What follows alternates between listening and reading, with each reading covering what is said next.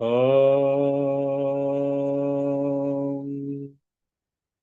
ఓం ఓం గురు బ్రహ్మ గురు విష్ణు గురు దేవో మహేశ్వర గురు సాక్షాత్ పరబ్రహ్మ తస్మై శ్రీ గురువే నమః. ఓం శ్రీ శ్రీరామకృష్ణ సమర్థ సద్గురుదేవాయ నమః. నేను ఓం శ్రీ శ్రీరామకృష్ణ సమర్థ సద్గురుదేవాయ నమః అంటే అఖండ గురుసత్తా అందరినీ ప్రార్థించినట్లే. నిన్న మొన్న ప్రతిభ గారు శ్రీరామకృష్ణ సమర్థ సద్గురుదేవాయ నమః అనే దానికి మాస్టర్ చెప్పిన మీనింగ్ మళ్ళీ షేర్ చేసుకున్నారు. ఆ ఆ మంత్రం యొక్క విశిష్టత అది.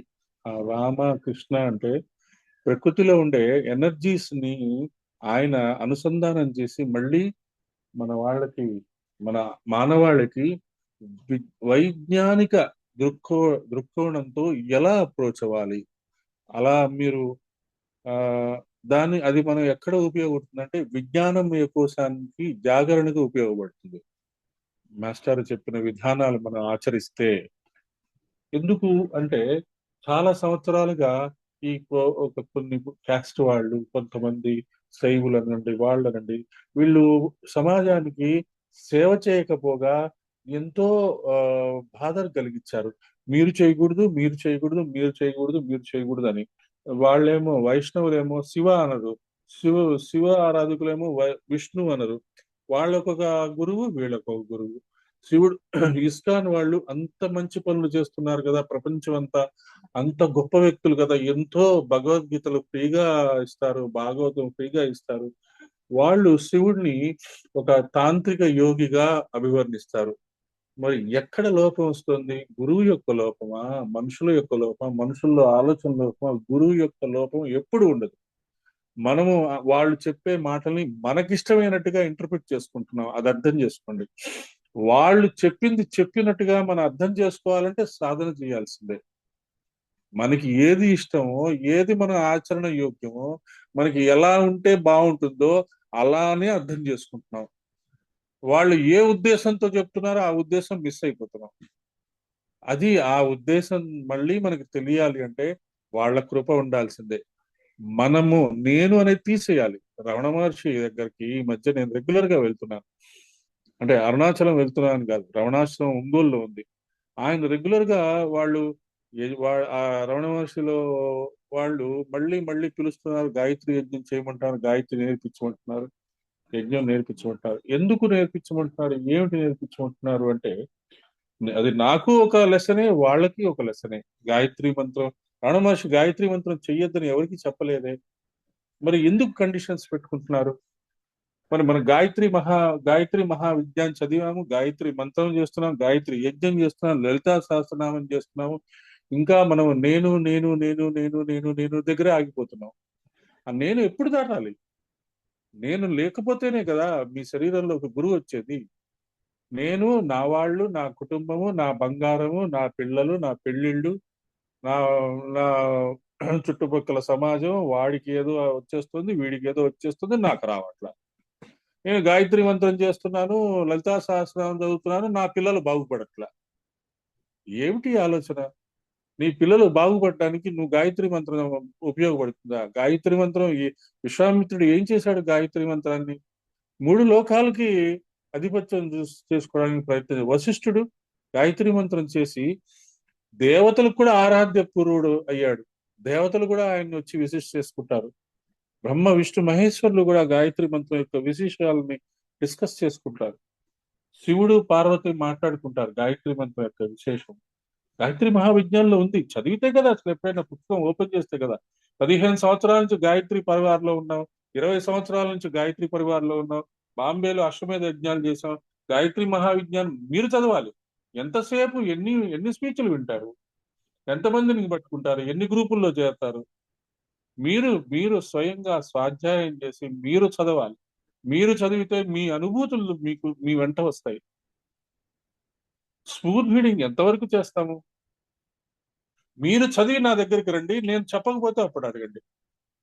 ఆ పుస్తకాలు స్వయంగా స్వాధ్యాయం చేసి ఇదేంటి కిషోర్ గారు, ఇదేంటి కిషోర్ గారు, గురువు గారు అనక్కర్ల నన్ను, నేను గురువుని కాదు. నా నా గురువు మాస్టారే రామకృష్ణ మాస్టర్ తర్వాత నేను ఎవరిని గురువుగా ఒప్పుకోను.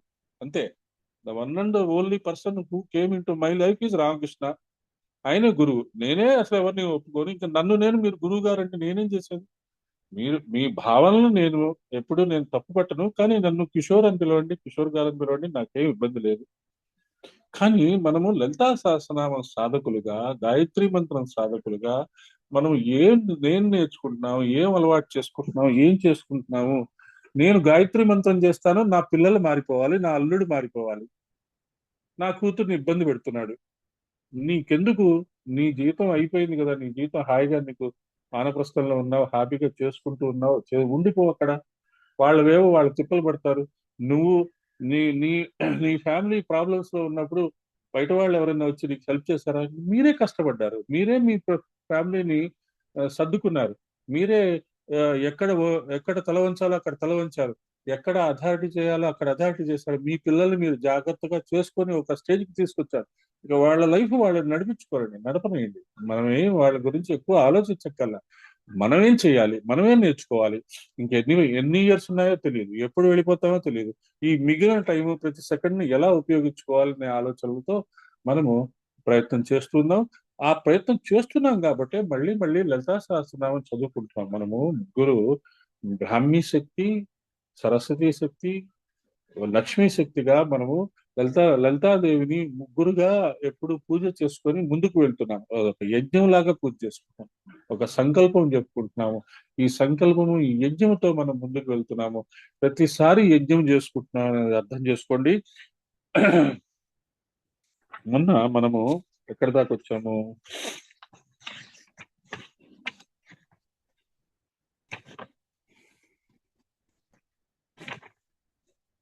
సదసద్రూపిణి, సదసద్రూ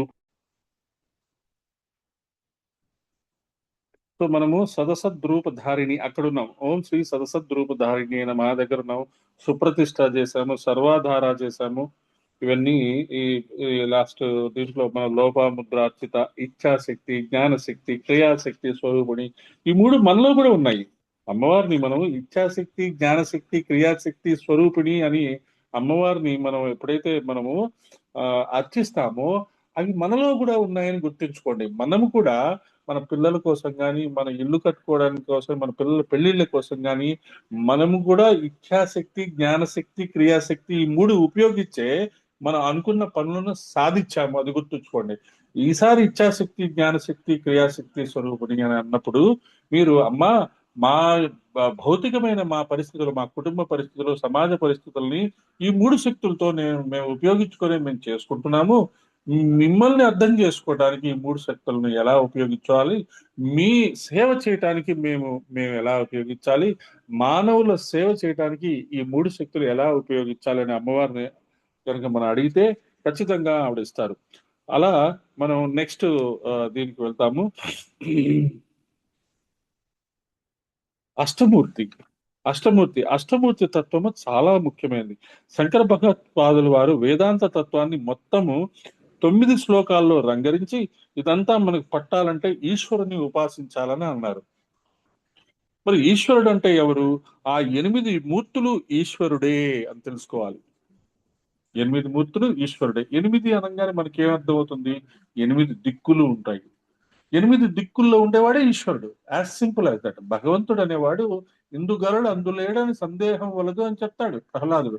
ఎక్కడ లేడయ్యా చెప్పు నువ్వు అంటే, ఈ స్తంభంలో ఉన్నాడా అంటాడు, ఉన్నాడంటాడు. ఇక్కడ రాయిలో ఉన్నాడా, ఉన్నాడంటాడు. అయితే ఈ స్తంభం పాల్గొడతానంటాడు, కొట్టాడు, వస్తాడు అందులోంచి టక్కని.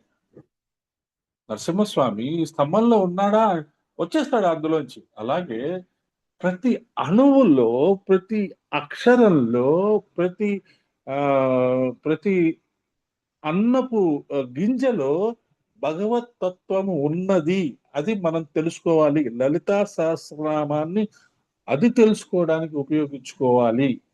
అది మనకి మనసులోకి, బుర్రలోకి ఎదిగితే, వెళ్ళిపోతే ఆటోమేటిక్ గా ఎప్పుడో ఒకప్పుడు మనం ఆ ప్రేయర్ అమ్మవారికి చేస్తాము. అమ్మవారు మనకి పలుకుతారు, ఖచ్చితంగా చూపిస్తారు ఆవిడ.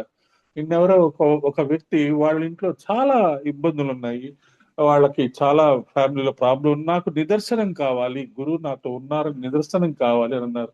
జరుగుతుంది, నిదర్శనం జరుగుతుంది, ఖచ్చితంగా జరుగుతుంది. నిదర్శనం కావాలి అది కానీ తమాషా ఏంటంటే నిదర్శనం చూపిస్తేనే నేను గురువుల సేవ చేస్తాను అనలా. అది చాలు. గురువుకి నిదర్శనం చూపిస్తేనే నేను గురువుల సేవ నేను చేస్తూనే ఉంటాను. కానీ నాకు కొంచెం బాధలు ఎక్కువగా ఉన్నాయి. తట్టుకోలేకపోతున్నాను, భరించలేకపోతున్నాను. నువ్వు నాతో ఉన్నావని నాకు నిదర్శనం చూపించవయ్యా అని ఆమె మాట్లాడుతూ నాతో బాధపడింది. నేను చెప్పాను, నిదర్శనం జరుగుతుందమ్మా. నాకు జరిగింది, అందరికీ జరిగింది.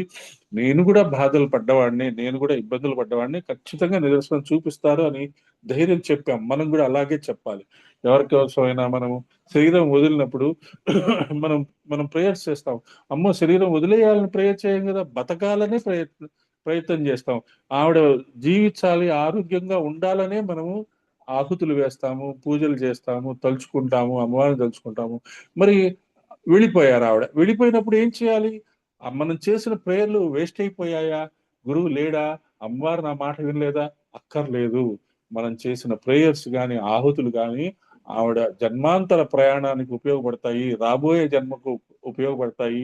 ఆఫ్టర్ ఆల్ హర్ జనం एक नया जन हर हर दिन एक नया जन्म है, హర్ రాత్ ఏక్ నయీ మౌత్ హై. ఒక్కొక్క జన్మని ఒక రోజులా తీసుకెళ్లే సాధనలు కూడా మనం చేస్తున్నాము. ఒక జన్మ ఒక రోజులా కనుక మనం తీసుకోగలిగితే, ఒక రాత్రి ఒక మృత్యువులా తీసుకోగలిగితే, ఈ జన్మ పరంపరలోంచి బయటికి వచ్చి ఆ ముక్తి స్థితికి వచ్చి లలితా సహస్రనామాన్ని మనము ఇలా డిస్కస్ చేసుకుంటున్నాము అంటే మనకు ఆ క్వాలిఫికేషన్ వచ్చినట్టే, మనందరికీ వచ్చినట్టే. లేకపోతే ఇంత ఓపికగా ఆదివారాలు హాయిగా దుప్పటి కప్పుకొని పడుకోకుండా ఎందుకండి ఈ తలకాయ నొప్పి అని ఎందుకు కూర్చుంటాము? నేర్చుకుందామని కూర్చున్నాము. మాస్టారు, అమ్మవారు మనకిచ్చిన ఆశీర్వాదం అదే.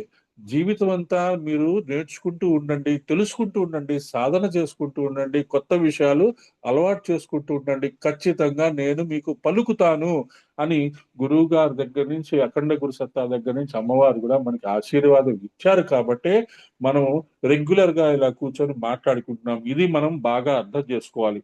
అందుకని అష్టమూర్తి అనేది ఈశ్వరుడే. ఎప్పుడైతే కనిపించేది అంతా పరమేశ్వరి అని తెలిసిందో, క్రమంగా కనిపించే దానికంటే అతీతమైన తత్వరూపిడిగా కూడా తెలుస్తుంది. రామకృష్ణ పరమహంస అమ్మవారిని చూస్తున్నాడు.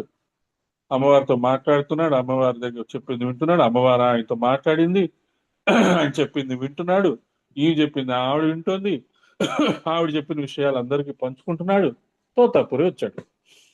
అమ్మవారిని చంపేయి అంటాడు, అమ్మవారిని కత్తితో కోసేయి అంటాడు. అదేంటి నాయన ఇప్పటి వరకు నేను అమ్మవారితో మాట్లాడుకుంటున్నావు అంటే, వదిలేయ వదిలే, ఇంకా ఆ మోహంలోంచి బయటికి రాను. అంతే, మనస్సులో కళ్ళు మూసుకున్నాడు. తన మనసులో కాళికాదేవి ఉన్నది. ఆ కాళికాదేవి నేను తీసేశానని చెప్పి చేతిలో ఖడ్గం వచ్చింది, తీసేశాడు. తీసేసిన తర్వాత ఏం జరిగింది? అమ్మో ఏదో అమ్మవారిని చంపేశాననుకున్నాడు, పాపం వచ్చింది, అది వచ్చింది, ఇది వచ్చింది అనుకోవడానికి లేకుండా అమ్మవారు తన యొక్క నిజ స్వరూపం ఆయనకి చూపించింది. అమ్మవారి యొక్క నిజ స్వరూపం ఏమిటి? వెలుతురే, శక్తియే, లవ్, పవర్ అండ్ ఎనర్జీ. అదే మనం మన ధ్యాన ప్రక్రియలో సహస్రాలలో మనం ధ్యానం చేసేటప్పుడు అసలు ఏ రూపాన్ని ధ్యానం చేయకూడదు. శుద్ధ చేతనత్వమైన ఆ వెలుతురునే ధ్యానం చేయాలి. అదే అమ్మవారి యొక్క స్వరూపము. అదే రామకృష్ణ పరమహంసకి అమ్మవారు చూపించిన అసలు స్వరూపము. నన్ను కత్తితో కొట్టేస్తావా, వాడెవడో తోతాపూరి వచ్చి చెప్పంగానే వింటావా, నా మాట వినవా, నేను రోజు నీతో మాట్లాడుతున్నాను కదా, నీకు కబుర్లు చెప్తున్నాను కదా, నువ్వు చెప్పింది చేస్తున్నావు కదా అల్లా అమ్మవారు. చిన్నప్పుడు పిల్లలు మనతో అన్ని రకాలైన అల్లర్లు చేస్తుంటారు, అన్ని చేస్తుంటారు. మనం చెప్తూ ఉంటాం, ఇలా చేయొద్దు నాయనా, అలా చేయొద్దు నాయనా, ఇలా చేయొద్దు నాయనా. పెద్ద అయిన తర్వాత కూడా నువ్వు అదే పనులు చేస్తే తప్పు కదా. అందుకని పెద్ద అయిపోయిన తర్వాత వాడు ఏం చెయ్యాలి, రామకృష్ణ పరమహంస ఏం చెయ్యాలి అనే దానికి అమ్మవారు ఒప్పుకున్నారు.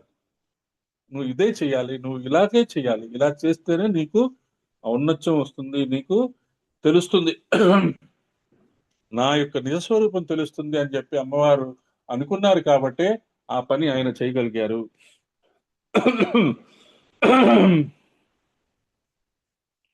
ఇప్పుడు అష్టమూర్తులుగా వ్యాపించి ఉన్న పరమేశ్వరుడు ఎవరెవరండి? భూమి, నీరు, అగ్ని, వాయువు, ఆకాశము, సూర్యుడు, చంద్రుడు, క్షేత్రజ్ఞుడు. క్షేత్రజ్ఞుడు అంటే నీ శరీరము, నీ శరీరం ఒక క్షేత్రము. నువ్వు క్షేత్రజ్ఞుడు, ఆడైనా గాని మగైనా గాని అందులో నువ్వు ఎంటర్ అయ్యావు. నువ్వు ఎంటర్ అయ్యి నీ బాడీ ఉంది, నీ బాడీలో నీ ఆత్మ ఎంటర్ అయ్యి ఈ బాడీని ఉపయోగించుకుంటుంది. సో నువ్వే క్షేత్రజ్ఞుడివి. కొంతమంది క్షేత్రజ్ఞుడి స్థానంలో యజ్ఞం చేసే యజమాని అని చెప్పారు. మొత్తానికి 8 మూర్తులుగా పరమాత్మ ఉన్నాడు. పుమాన్ అని చివరికి ఇచ్చారు. పుమాన్ అంటే క్షేత్రజ్ఞుడైన పురుషుడు. ఈ 8 ఆయన రూపాలు. ఈ సృష్టిలో ఈ 8 తప్ప మరేది లేదు. అందుకనే మనం 8 అనేది చాలా అద్భుతమైన సంఖ్యగా చెప్తాము. కృష్ణుడు అష్టమ గర్భం వాడు. 8 ప్రదక్షిణలు చేస్తాము, 8 ప్రదక్షిణలు చేస్తాము. అష్టైశ్వర్యాలు అంటారు. 7 సప్తలోకాలు అయితే 8 అష్టైశ్వర్యాలు అంటారు. 8 యొక్క ఇంపార్టెన్స్ అది. ఆ 8 ఎవరండి? భూమి, నీరు, అగ్ని, వాయువు, ఆకాశము అంటే 5 పంచభూతాలు, సూర్యుడు, చంద్రుడు, క్షేత్రజ్ఞుడు. క్షేత్రజ్ఞుడు అంటే నువ్వు, నీ ఒక్కవి. అంటే 750 కోట్ల మంది ఉన్నారు కదండి. అంటే 750 కోట్ల మందికి 7 ఉన్నారు. నీకు ఉన్నావు. నువ్వు చూసేటట్లు 750 కోట్ల మంది చూడట్లేదుగా. నువ్వు లలితా సహస్రం నేర్చుకున్నావు, లలితా సహస్రం సాధన చేస్తున్నావు. నువ్వు సూర్యుడిని, భూమిని, నీరుని, అగ్నిని, వాయువుని, ఆకాశాన్ని, చంద్రుని ఒక అమ్మవారి యొక్క స్వరూపంలా చూడగలుగుతున్నావు. ఎందుకంటే అష్టమూర్తి అయిన మహా. మిగతా వాళ్ళు చూడట్లేదు కదా. వాళ్ళకి నీకు తేడా ఉంది కదా. వాళ్ళకి మనందరికి చాలా తేడా ఉంది. మనము ఓపికగా ఇన్ని రోజులుగా, ఇన్ని నెలలుగా మనము అమ్మవారిని తెలుసుకోవడానికి మళ్ళీ మళ్ళీ వస్తున్నారు. దానికి నేను నా వైపు నుంచి అందరికీ కృతజ్ఞుడిని. నేను చాలా చాలా మీ అందరికీ నమస్కారం ఇచ్చి ఆ, నేను పాదాభివందనం చేయ సంకల్పం కూడా ఉన్నది నాకు. కాబట్టి అందరూ మీరు వస్తున్నారు కాబట్టి నేను నేర్చుకుంటున్నా. మనందరం నేర్చుకుంటాం. మనమందరము ఒక గ్రూపుగా అమ్మవారి యొక్క విశేషాలను దర్శించుకుంటున్నాం, తెలుసుకుంటున్నాం. అందుకని అష్టమూర్తి మనం ఏం నేర్చుకోవాలి? భూమిని, నీటిని, అగ్నిని, వాయువుని, ఆకాశాన్ని, సూర్యుడిని, చంద్రుణ్ణి, మనల్ని, మన శరీరము, మన ఆత్మని, ఈ 8 మంది అమ్మవారి యొక్క స్వరూపాలుగా మనల్ని చూసుకోవాలి. అంటే మన శరీరం కూడా అమ్మవారి యొక్క స్వరూపమే. అమ్మవారు మనకి ఆ స్వరూపం ఇచ్చింది కాబట్టే మనకి ఈ శరీరం వచ్చింది. మన ఈ శరీరంలో ఉన్న వాళ్ళు ఎన్ని కోట్ల మంది ఉన్నారు? 750 కోట్ల మంది ఉన్నారు. అందరూ అమ్మవారిని పూజ చేస్తున్నారా? లేదా అమ్మవారిని కాకపోతే హైయెస్ట్ ఎనర్జీని పూజ చేస్తున్నారా? లేదు, మనం చేస్తున్నాం. అంటే అమ్మవారి అనుగ్రహం ఖచ్చితంగా మన మీదే ఉంది. అమ్మవారి అనుగ్రహం మన మీద ఉంది. కరెక్ట్ అడుగులే వేస్తున్నాము అనే ఉద్దేశంతో ముందుకు వెళ్తున్నాము. ఈశావాస్యమిదం సర్వం యత్కించిత్ జగతాం జగత్ అని ఉపనిషత్తు చెప్తుంది. అసలు ఉపనిషత్తు పేరే ఈశావాస్యోపనిషత్తు. కారణం ఈ మంత్రంతో ప్రారంభమవుతుంది. జగమంతా ఈశ్వరుని చేత అవాస్యము, ఆవాస్యము. జగమంతా ఈశ్వరుడు ఉన్నాడు. అరవిందుల వారిని జైల్లో పెడతారు ఏదో అలీపూర్ బాంబు కేసులో. జైల్లో పెట్టిన తర్వాత అప్పటి వరకు రివల్యూషనరీ లిటరేచర్ రాస్తున్నాడు. బ్రిటిష్ వాళ్ళని పారదోలాలి, వాళ్ళతో ఫైట్ చేయాలి, బాంబులు తయారు చేయాలి, గన్నులు రెడీ చేసుకోవాలి, యుద్ధం చేయాలి, సుభాష్ చంద్రబోస్ కి మనం హెల్ప్ చేయాలి, మనకు ఒక ఆర్మీ లాగా తయారవ్వాలి, ఎక్కడ బ్రిటిష్ వాళ్ళు కనపడితే అక్కడ వాళ్ళని చంపేయండి, అది చేయండి, ఇది చేయండి అని రివల్యూషనరీ లిటరేచర్ రాశాడు. ఏం చేశారు? తీసుకెళ్లి జైల్లో పెట్టారు ఆయన్ని. పబ్లిక్ గా రాసేవాడు, మ్యాగజైన్ రిలీజ్ చేసేవాడు. తీసుకెళ్లి జైల్లో పెట్టాడు. ఆలిపూర్ బాంబు కేసు అని చెప్పి జైల్లో పెట్టాడు. ఏమైంది? అరే ఏమైందిరా బాబు నాకు, ఎందుకు ఇలా నన్ను జైల్లో పెట్టారు వీళ్ళు, నేను ఇంత మంచి పని చేస్తున్నాను అనుకోలే ఆయన. దాన్ని యాక్సెప్ట్ చేశాడు. యాక్సెప్ట్ చేసి అక్కడ ఆయన రియలైజ్ అయ్యాడు, అసలు నేను ఇంత చదువుకున్నాను. ఎంత హైయెస్ట్ లిటరేచర్ ఆయన. ఎంత చదువుకున్నా అంటే ఆ రోజులోనే లా చేశాడు, లండన్ వెళ్ళి లా చేశాడు, పిహెచ్డి చేశాడు, బాగా చదువుకున్నాడు. అంటే ఎన్ని పుస్తకాలు చదువుంటాడు. అసలు నేనేంటి, ఇలాంటివి కాదు, నేను చేయాల్సింది వేరు అని చెప్పి భగవద్గీత చదువుతాడు. భగవద్గీత ఆయన దగ్గరికి వస్తుంది. అప్పుడు వివేకానంద స్వామి వాయిస్ ఆయనకి వినపడుతుంది. ఆయన చెప్పుకున్నాడు, నాకు వినపడే వాయిస్ వివేకానందుడిదే అని చెప్పుకున్నాడు. భగవద్గీత చదవమంటాడు వివేకానందుడు వచ్చి. చూస్తే ఎటు చూసినా కృష్ణుడే కనపడతాడు. ఆ జైలర్లోనూ కృష్ణుడే కనపడతాడు. ఆయనకి టిఫిన్ తీసుకొచ్చే, భోజనం తీసుకొచ్చే అతనిలో కృష్ణుడు కనపడతాడు. తనతో పాటు జైల్లో ఉన్న వాళ్ళందరిలో కృష్ణుడు కనబడతాడు. కోర్టుకు తీసుకొస్తే జడ్జిలో కూడా కృష్ణుడిని చూస్తాడు. ఆ లాయర్లో ఉండి కూడా కృష్ణుడిని చూస్తాడు. ఇక ఆయన ఆత్మానందంలో అసలు మునిగిపోతాడనమాట. ఆహాహా, నాకు అంతా కృష్ణుడు. అదే వాసుదేవ సర్వమితి సమాహాత్మ సుదుర్లభ. అదే మనం కూడా ప్రాక్టీస్ చేయాలి. సూర్యుడిలో కృష్ణుడు, సూర్యుడిలో చంద్రుడిలో, అగ్నిలో వాయువులో కూడా అమ్మవారిని చూసేటట్టుగా అమ్మవారే కృష్ణుడు, కృష్ణుడు అమ్మవారు ఒకటే. కృష్ణుడిని చూసేటట్టుగా మనకి అనుగ్రహం ఇవ్వు నాయన అని మనం అనుకుంటే ఖచ్చితంగా అణువులో ఆయన దర్శనమిస్తారు. అది మనము ఇక్కడ ఆ, అష్టమూర్తి అయిన మహా శ్రీ అష్టమూర్తి అయిన మహా అనే నామం మనం చదువుకున్నప్పుడు మనం అనుకోవాలి, ఈ అష్టమూర్తులు 8 మూర్తులుగా నువ్వు ప్రపంచంలో ఉన్నావు తల్లి, నాకు కూడా కనపడవు. లక్ష్మీర్ మేధ ధరా పుష్టి గౌరీ తుష్టి ప్రభాద్యుతి ఏదాభి పాహిత పాహిత అనుభిరష్ట ఏతాభి పాహిత అనుభి రష్టాభిర్మాం సరస్వతి అన్నారు. వేదం ప్రకారంగా ప్రాణశక్తి సరస్వతి, మనలో ఉండే ప్రాణశక్తి. మనమైతే అన్నమయ కోసం, ప్రాణమయ కోసం, మనోమయ కోసం, విజ్ఞానమయ కోసం, ఆనందమయ కోసం అని ఏదైతే చెప్పుకుంటామో అందులో ప్రాణశక్తి సరస్వతి అంటారు. సరస్వతి ప్రాణంగా ఉంటే అప్పుడు ఆవిడ విజ్ఞానానికి మనల్ని తోస్తుంది, మన మనస్సుని కంట్రోల్ చేస్తుంది. కంట్రోల్ చేసి మన స్వాధ్యాయం ద్వారా మన మనస్సుని కంట్రోల్ చేసి విజ్ఞానం వైపు తీసుకెళ్తుంది. ఎప్పుడైతే మనకి జ్ఞానం సరిగ్గా అందిందో అప్పుడు ఇంకంతా ఆనందమే. అలా సరస్వతి అంటే ప్రవహించున్నది. సరస్వతి 8 రూపాల్లో నన్ను అనుగ్రహించుగాక. ఎలా? లక్ష్మి, మేధ, ధర, పుష్టి, గౌరీ, తుష్టి, ప్రభ, ధృతి. ఇలా 8 రూపాలు సరస్వతి యొక్క ఎనిమిది రూపాలు. 8 రూపాల్లో మనం ఈ మంత్రాన్ని మనం యజ్ఞంలో చదివేసుకుంటాం, కానీ దీని అర్థం అదిట. ఈ 8 రూపాల్లో ఉండే సరస్వతి నన్ను అనుగ్రహించుగాక. సరే, ఇంకొక 8 రూపాయలు ఏం చెప్తున్నారు? భూమి, జలం, అగ్ని, వాయు, ఆకాశం, మనస్సు, బుద్ధి, చిత్త, అహంకారం. ఇవి కూడా చెప్తున్నారు. మనస్సు, బుద్ధి, అహంకారం. యోగాలో భూమి, జలము, అగ్ని, వాయు, ఆకాశం, మనస్సు, బుద్ధి, అహంకారం 8. మనస్సు, బుద్ధి, అహంకారం బయటికి తీస్తే పంచభూతాలు. కానీ పంచభూతాలు అన్నిట్లో ఉన్నాయి. పంచభూతాలను కూడా మనము ఇంపార్టెంటే. లక్ష్మి, మేధ, ధర అంటే భూదేవి, ధరించే శక్తి అని కూడా అర్థం చేసుకోవచ్చు. లక్ష్మి, మేధ, ధర, పుష్టి, గౌరీ, తుష్టి, ప్రభాద్యుతి, ఇవి 8 స్వరూపాలు. ఈ 8 మనకు కావాలి అంటే, గౌరీ అంటే తేజస్సు, జ్ఞానము, ధృతి అంటే ధైర్యము, నిలకడ. ఇవి కాక అమ్మవారి అష్టమూర్తులుగా, మాతృకామూర్తులుగా మరో 8 చెప్తున్నారు. ఏమిటంటే ఇవి? బ్రాహ్మి, మహేశ్వరి, కౌమారి, వైష్ణవి, వారాహి, ఐంద్రి, చాముండ, మహాలక్ష్మి. శ్రీచక్రంలో కూడా అష్టమూర్తులు ఉన్నారు. వారు అనంగ కుసుమ, అనంగ మేఖల, అనంగ మదన, అనంగ మదనాతుర, అనంగ రేఖ, అనంగ వేగిని, అనంగాంకుశ, అనంగ మాలిని. వీరే కాకుండా వసిని, కామేశ్వరి, మోదిని, విమల, అరుణ, జైని, సర్వేశ్వరి, కౌళిని, ఇవి కూడా అష్టమూర్తులే. సో అష్టమూర్తి అనగానే ఇన్ని పేర్లు వచ్చినాయి. ఈ అనంగ కుసుమ, అనంగ మేకల, అనంగ మదన ఇవన్నీ ఎక్కడొస్తాయండి? ఏ శ్లోకంలో వస్తాయి?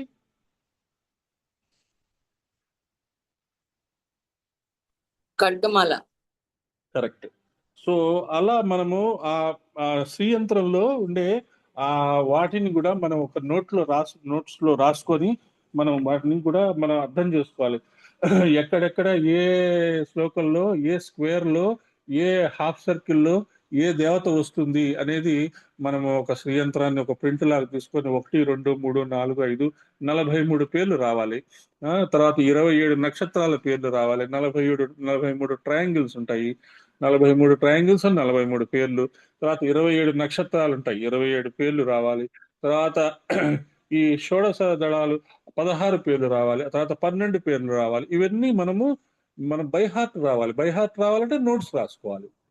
నేను అదే చెప్పాను. ఒక ఫణిరాజ్ అని వాళ్ళ ఇంట్లో, నేను ఈ రమణ మహర్షి యొక్క శిష్యుడైన ఆయన ఇంట్లో ఆయన గాయత్రి యజ్ఞం కనుక చేసేటప్పటికి ఆయనకి ఎంత ఆవేశం వచ్చింది. నేను నేర్చుకుంటాను, ఇన్ని రోజులు నేను ఎందుకు దూరం అయిపోయానని బాధపడుతున్నా అని చెప్పి నా దగ్గర గాయత్రి మహావిజ్ఞాన పుస్తకాలు తీసేసుకొని 2 పుస్తకాలు చదివేసేసి నోట్స్ రాసుకుంటారు. మాస్టర్ కూడా అదే చెప్పేవారు. ఇప్పుడు సీతక్క ఇన్ని విశేషాలు మనకి చెప్తూ ఉంటారు అప్పుడప్పుడు. ఎందుకు అంత కరెక్ట్ గా ఎగ్జాక్ట్ గా ఎలా చెప్తున్నారు? ఎప్పుడైనా విన్నారా ఆవిడ ఆడియోలు? ఆవిడ ఆ రోజుల్లో నోట్స్ రాసుకునేవారు. మాస్టర్ చాలా పర్టికులర్ గా చెప్పేవారు. నోట్స్ రాసుకొని మళ్ళీ ఆయనకి చూపిస్తే సంతకం పెట్టేవాళ్ళు. అవన్నీ ఎంత జాగ్రత్తగా ఆవిడ ఉంచుకున్నారు. మనము కూడా నోట్స్ రాసుకోవడం అనేది అలవాటు చేసుకోవాలి. నోట్స్ రాసుకొని అవి ఉంచుకుంటే ఎక్కడో చోట ఎప్పుడో ఒకప్పుడు ఎవరికో ఒకరికి ఉపయోగపడతాయి అనేది మనం అర్థం చేసుకుంటే మనము ఇవన్నీ, ఈ పేర్లన్నీ మనకి గుర్తుంటాయి. తర్వాత అజా జైత్రి, శ్రీ అజా జైత్రై నమః. అజ శ్రీ అజాయే నమః. కొన్ని గ్రంథాల్లో అజా జైత్రి అని ఒక్క నామంగానే చెప్పారు, కొంతమంది విడివిడిగా చెప్పారు.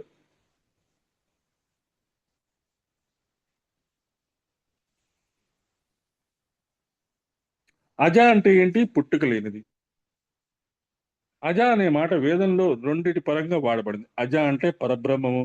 మాయకి కూడా అజ అని పేరు. పరమాత్మ ఎంత అనాదియో మాయ కూడా అంతే అనాది. మాయ అంటే ఏంటి బాగా అర్థం చేసుకోవాలి మనం. ఎప్పుడైతే మాయ అంటే ఏంటో అర్థం చేసుకుంటే కానీ మాయ అవతల ఏముందో మనకి అర్థం కాదు. మన వాళ్ళు ఏం చెప్తారు యూట్యూబుల్లో వాటిట్లో, ఆ సృష్టి అంతా మాయ, కనబడేదంతా మాయ. కనబడేదంతా మాయ అయితే ఈ కనబడుతున్న వస్తువులతోనే నువ్వు భగవంతుడిని ప్రార్థన చేస్తున్నావు కదా. ఈ శరీరం మాయ, శరీరం నాశనం అయిపోతుంది కానీ ఇంకొక శరీరం వస్తుంది కదా. ఇప్పుడు ఈ శరీరం ఉండడం వల్లే నువ్వు లలితా సహస్రనామం చేస్తున్నావు కదా. మరి ఈ శరీరం మీద నీకు అంత విరక్తి ఎందుకు? ఈ చేతుల మీద ఇంత విరక్తి ఎందుకు? ఈ విరక్తి చెందాలంట, దీని మీద వదిలేసేయాలన్నది, కాంక్ష వదిలేయాలి. ఏంది కాంక్ష వదిలేది? వంద. ఈ శరీరాన్ని జాగ్రత్తగా చూసుకోండి, ఆరోగ్యంగా చూసుకోండి, మంచి ఆహారం తీసుకోండి, ఆ శరీరంలో అనారోగ్యం లేకుండా చూసుకుంటూ అప్పుడు తపస్సు చేయండి, స్వాధ్యాయం చేయండి, సత్సంగం చేయండి, మంత్రజపం చేయండి. ఇది చెప్తారు పరమ గురువులు. అంతేగాని శరీరం నశ్వరమైనది, శరీరం నాశనమైనది, శరీరాన్ని అసహ్యించుకోండి, అది ఆ, మీరు అది తప్పు, ఇది తప్పు, అలా చేయడం తప్పు, మీరు పొద్దునే లేచి చేసినవన్నీ తప్పు, అవి అసహ్యమైనవి, అవి జరగకపోతే నీకు మనుగడే ఉండదు. పిల్లలు కనే ప్రక్రియ తప్పు, అది జరగకపోతే నువ్వే రావు.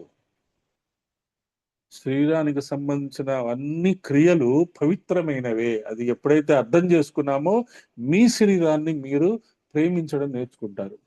మీ శరీరంలో ఆ పైన తల మీద ఆ ఆ జుట్టు దగ్గర నుంచి కాళ్ళ వరకు ఉండే, కాళ్ళల్లో పాదాలలో ఉండే ఆ దంత దాని ఏమంటారు, నఖాలు, మన గోళ్ళు వరకు ప్రతి ఒక్కటి పవిత్రమైనవే. ఏది అపవిత్రమైనది లేదు.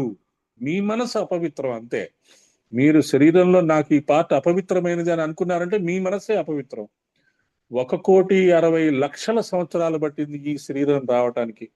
మన పితృలు తయారు చేసుకున్నారు ఈ శరీరాన్ని. ఎందుకు తయారు చేసుకున్నారు? అమ్మవారిని తెలుసుకోవడానికి, అమ్మవారి గురించి తెలుసుకోవడానికి, అర్థం చేసుకోవడానికి. ఈరోజు ఈ శరీరం ఉన్న వాళ్ళే ఎన్నో పెద్ద పెద్ద టెలిస్కోపులు ఆ తయారు చేసి ఈ ఉన్మేష నిమిషోత్పన్న విపన్న భువనావళి అనే దానికి చూపిస్తున్నారు. భాగవతంలో విష్ణువు ఎన్నో యూనివర్సెస్ కి అధిపతి అని చెప్తున్నారు, ఎన్నో సోలార్ సిస్టమ్స్ కి అధిపతి అని చెప్తున్నారు. ఎప్పుడు చెప్పారు భాగవతం ఇవన్నీ? కొన్ని వందల సంవత్సరాల ముందే. అసలు అవి అక్కడ ఉన్నాయా లేవా కూడా అప్పట్లో సైన్స్ ఒప్పుకునేది కాదు. ఇప్పుడు ఒప్పుకుంటుంది. ఇప్పుడు ఎన్నో సోలార్ సిస్టమ్స్ ఉన్నాయి, ఎన్నో శక్తులు ఉన్నాయి, నవర ఆ, అవన్నీ ఉన్నాయి, అవన్నీ మనకి ఆ, కనబడుతున్నాయి అని ఇప్పుడు కూడా చెప్తున్నాయి.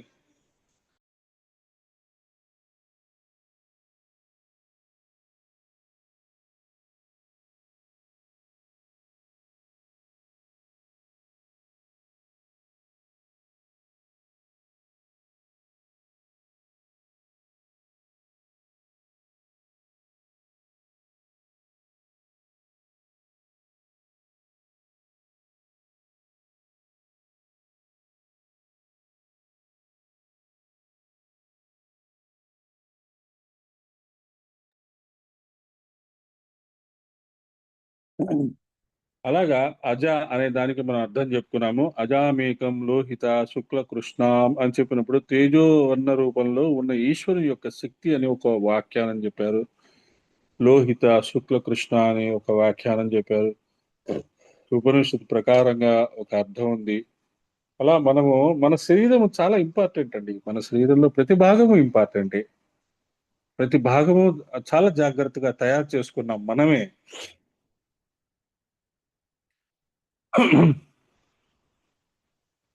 అజా జైత్రి ఈ రెండింటిని పరిశీలిస్తే అమ్మవారు తన యొక్క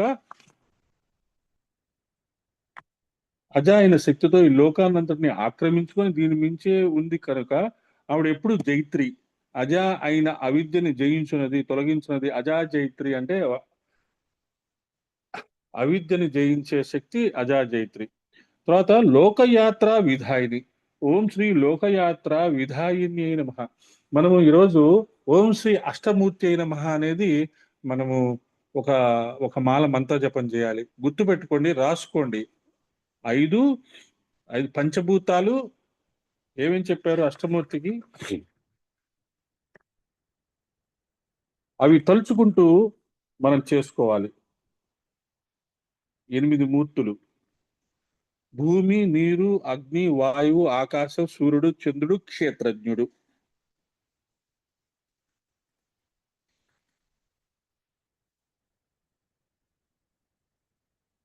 తర్వాత ఇంకేం చెప్పారు? భవుడు, శర్వుడు, ఈశానుడు, పశుపతి, రుద్రుడు, ఉగ్రుడు, భీముడు, మహాదేవుడు.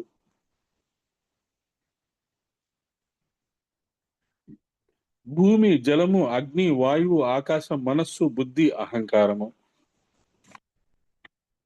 లక్ష్మి, మేధ, ధర, పుష్టి, గౌరి, తుష్టి, ప్రభా, ధృతి. 8. బ్రాహ్మి, మహేశ్వరి, కౌమారి, వైష్ణవి, వారాహి, ఐంద్రి, చాముండ, మహాలక్ష్మి. అనంగ కుసుమ, అనంగ మేకల, అనంగ మదన, అనంగ మదనాతుర, అనంగ రేఖ, అనంగ వేగిని, అనంగాంకుశ, అనంగమాలిని. వసిని, కామేశ్వరి, మోదిని, విమల, అరుణ, జయిని, సర్వేశ్వరి, కౌళిని. ఇప్పుడు నేను మామూలుగా ఇక్కడ రికార్డ్ అవుతుంది, ఎవరైనా మీరు రికార్డ్ చేసుకోండి. 8 రాసి నాకు చూపించండి అసైన్మెంట్. మళ్ళీ మీకోసం చదువుతాను. ఇది వింటూ మీరు రికార్డింగ్ చేసుకోవడం అలవాటు ఓకేనా? అలవాటు చేసుకోగలరా ఎవరైనా?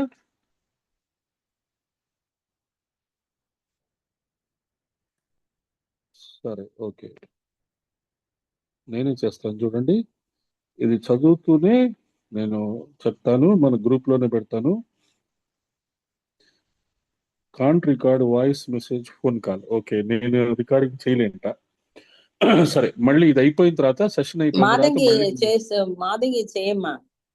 నేను చేస్తున్నాను. చేస్తున్నారా? ఓకే, నేను చెప్తాను, అప్పుడు రికార్డింగ్ చేయండి. రికార్డింగ్ బటన్ దగ్గర రెడీగా ఉండండి.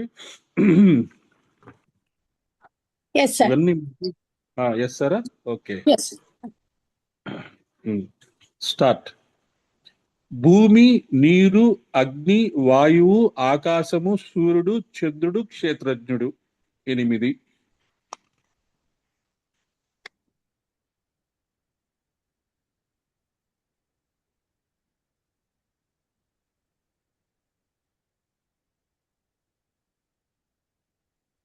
తర్వాత శివుని యొక్క అష్టమూర్తుల పేర్లు: భవుడు, శర్వుడు, ఈశానుడు, పశుపతి, రుద్రుడు, ఉగ్రుడు, భీముడు, మహాదేవుడు.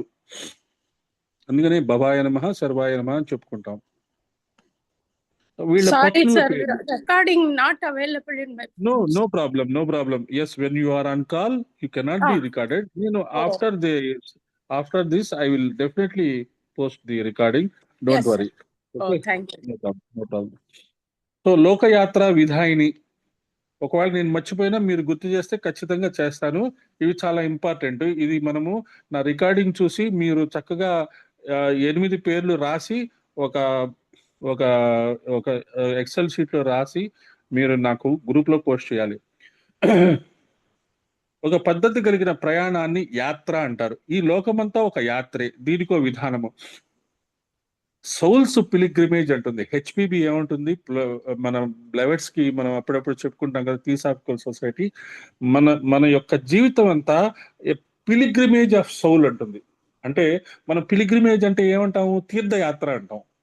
ఏం చేస్తాం? కాశీ వెళ్తాము, మనం మధుర వెళ్తాము, ఇటు చెన్నై వెళ్తాము, ఇటు రామేశ్వరం వెళ్తాము, ఇటు మాంగాడు వెళ్తాము, ఇటు వెల్లూరు వెళ్తాము. ఇది మన భౌతిక శరీరంతో మనం చేసే యాత్రా విధానం. ఈ జన్మ పరంపరని సౌల్స్ పిలిగ్రిమేజ్ ఉంటుంది. మనం చేసే ఈ జన్మలన్నీ ఇప్పుడు కనీసం మనందరం ఒక 500-600 జన్మలు తీసుకొని ఉంటాం. అంటే దగ్గర 500 times we visited the earth. Point అర్థమవుతుందా? ఫర్ ఎగ్జాంపుల్, మనం ఇప్పటికి ఖచ్చితంగా మనమందరం, నేను కూడా 777 జన్మలు తీసుకుంటే గానీ మనకి ఈ అవేర్నెస్ రాదు అని చెప్తారు. సరే, ఒక 500 అనుకుందాం. ఇప్పటి వరకు 500 times we visited the earth. Minimum. అంటే చూడండి, అంటే ఇదంతా పిలిగ్రిమేజే కదా. మనము శరీరం వదిలేస్తాము, పైకి వెళ్ళిపోతాము, మళ్ళీ కొన్ని రోజులు స్వర్గంలోనో నరకంలోనో ఉంటాము, మళ్ళీ ఎర్త్ ప్లానెట్కి వస్తాం, వచ్చి మనం మళ్ళీ చూసుకుంటాం, మళ్ళీ వెళ్ళిపోతున్నాం. ఇది ఒక సైకిల్. ఈ సైకిల్ ని బ్రేక్ చేయాలి. ఈ సైకిల్ ని మనం బ్రేక్ చేయడానికే మనం అమ్మవారి దగ్గరికి వచ్చాం. ఈ సైకిల్ ని బ్రేక్ చేయాలి. ఇక తీర్థయాత్రలు ఆగిపోవాలి. ఆగిపోయి మనకి ఎప్పుడు కావాలంటే అప్పుడు వచ్చేటట్టుగా మనకి ఆ వరం రావాలి. అది ఎప్పుడు వస్తుంది చెప్తారు కదా అందరూ. శ్రీ విద్యను నేర్చుకున్నప్పుడు, లలితా సహస్రనామం అర్థమైనప్పుడు, గాయత్రికి అర్థమైనప్పుడు ఖచ్చితంగా అది వస్తుంది, మోక్షం వస్తుంది. మోక్షము అంటే ఈ తీర్థయాత్ర ఆగిపోవడం. Your birth and death should be on your free will. నీకు ఎప్పుడు విల్ పవర్ లేదు. నువ్వు ఎప్పుడు జన్మిస్తావో నీకు తెలియదు, ఎప్పుడు చచ్చిపోతావో నువ్వు తెలియదు.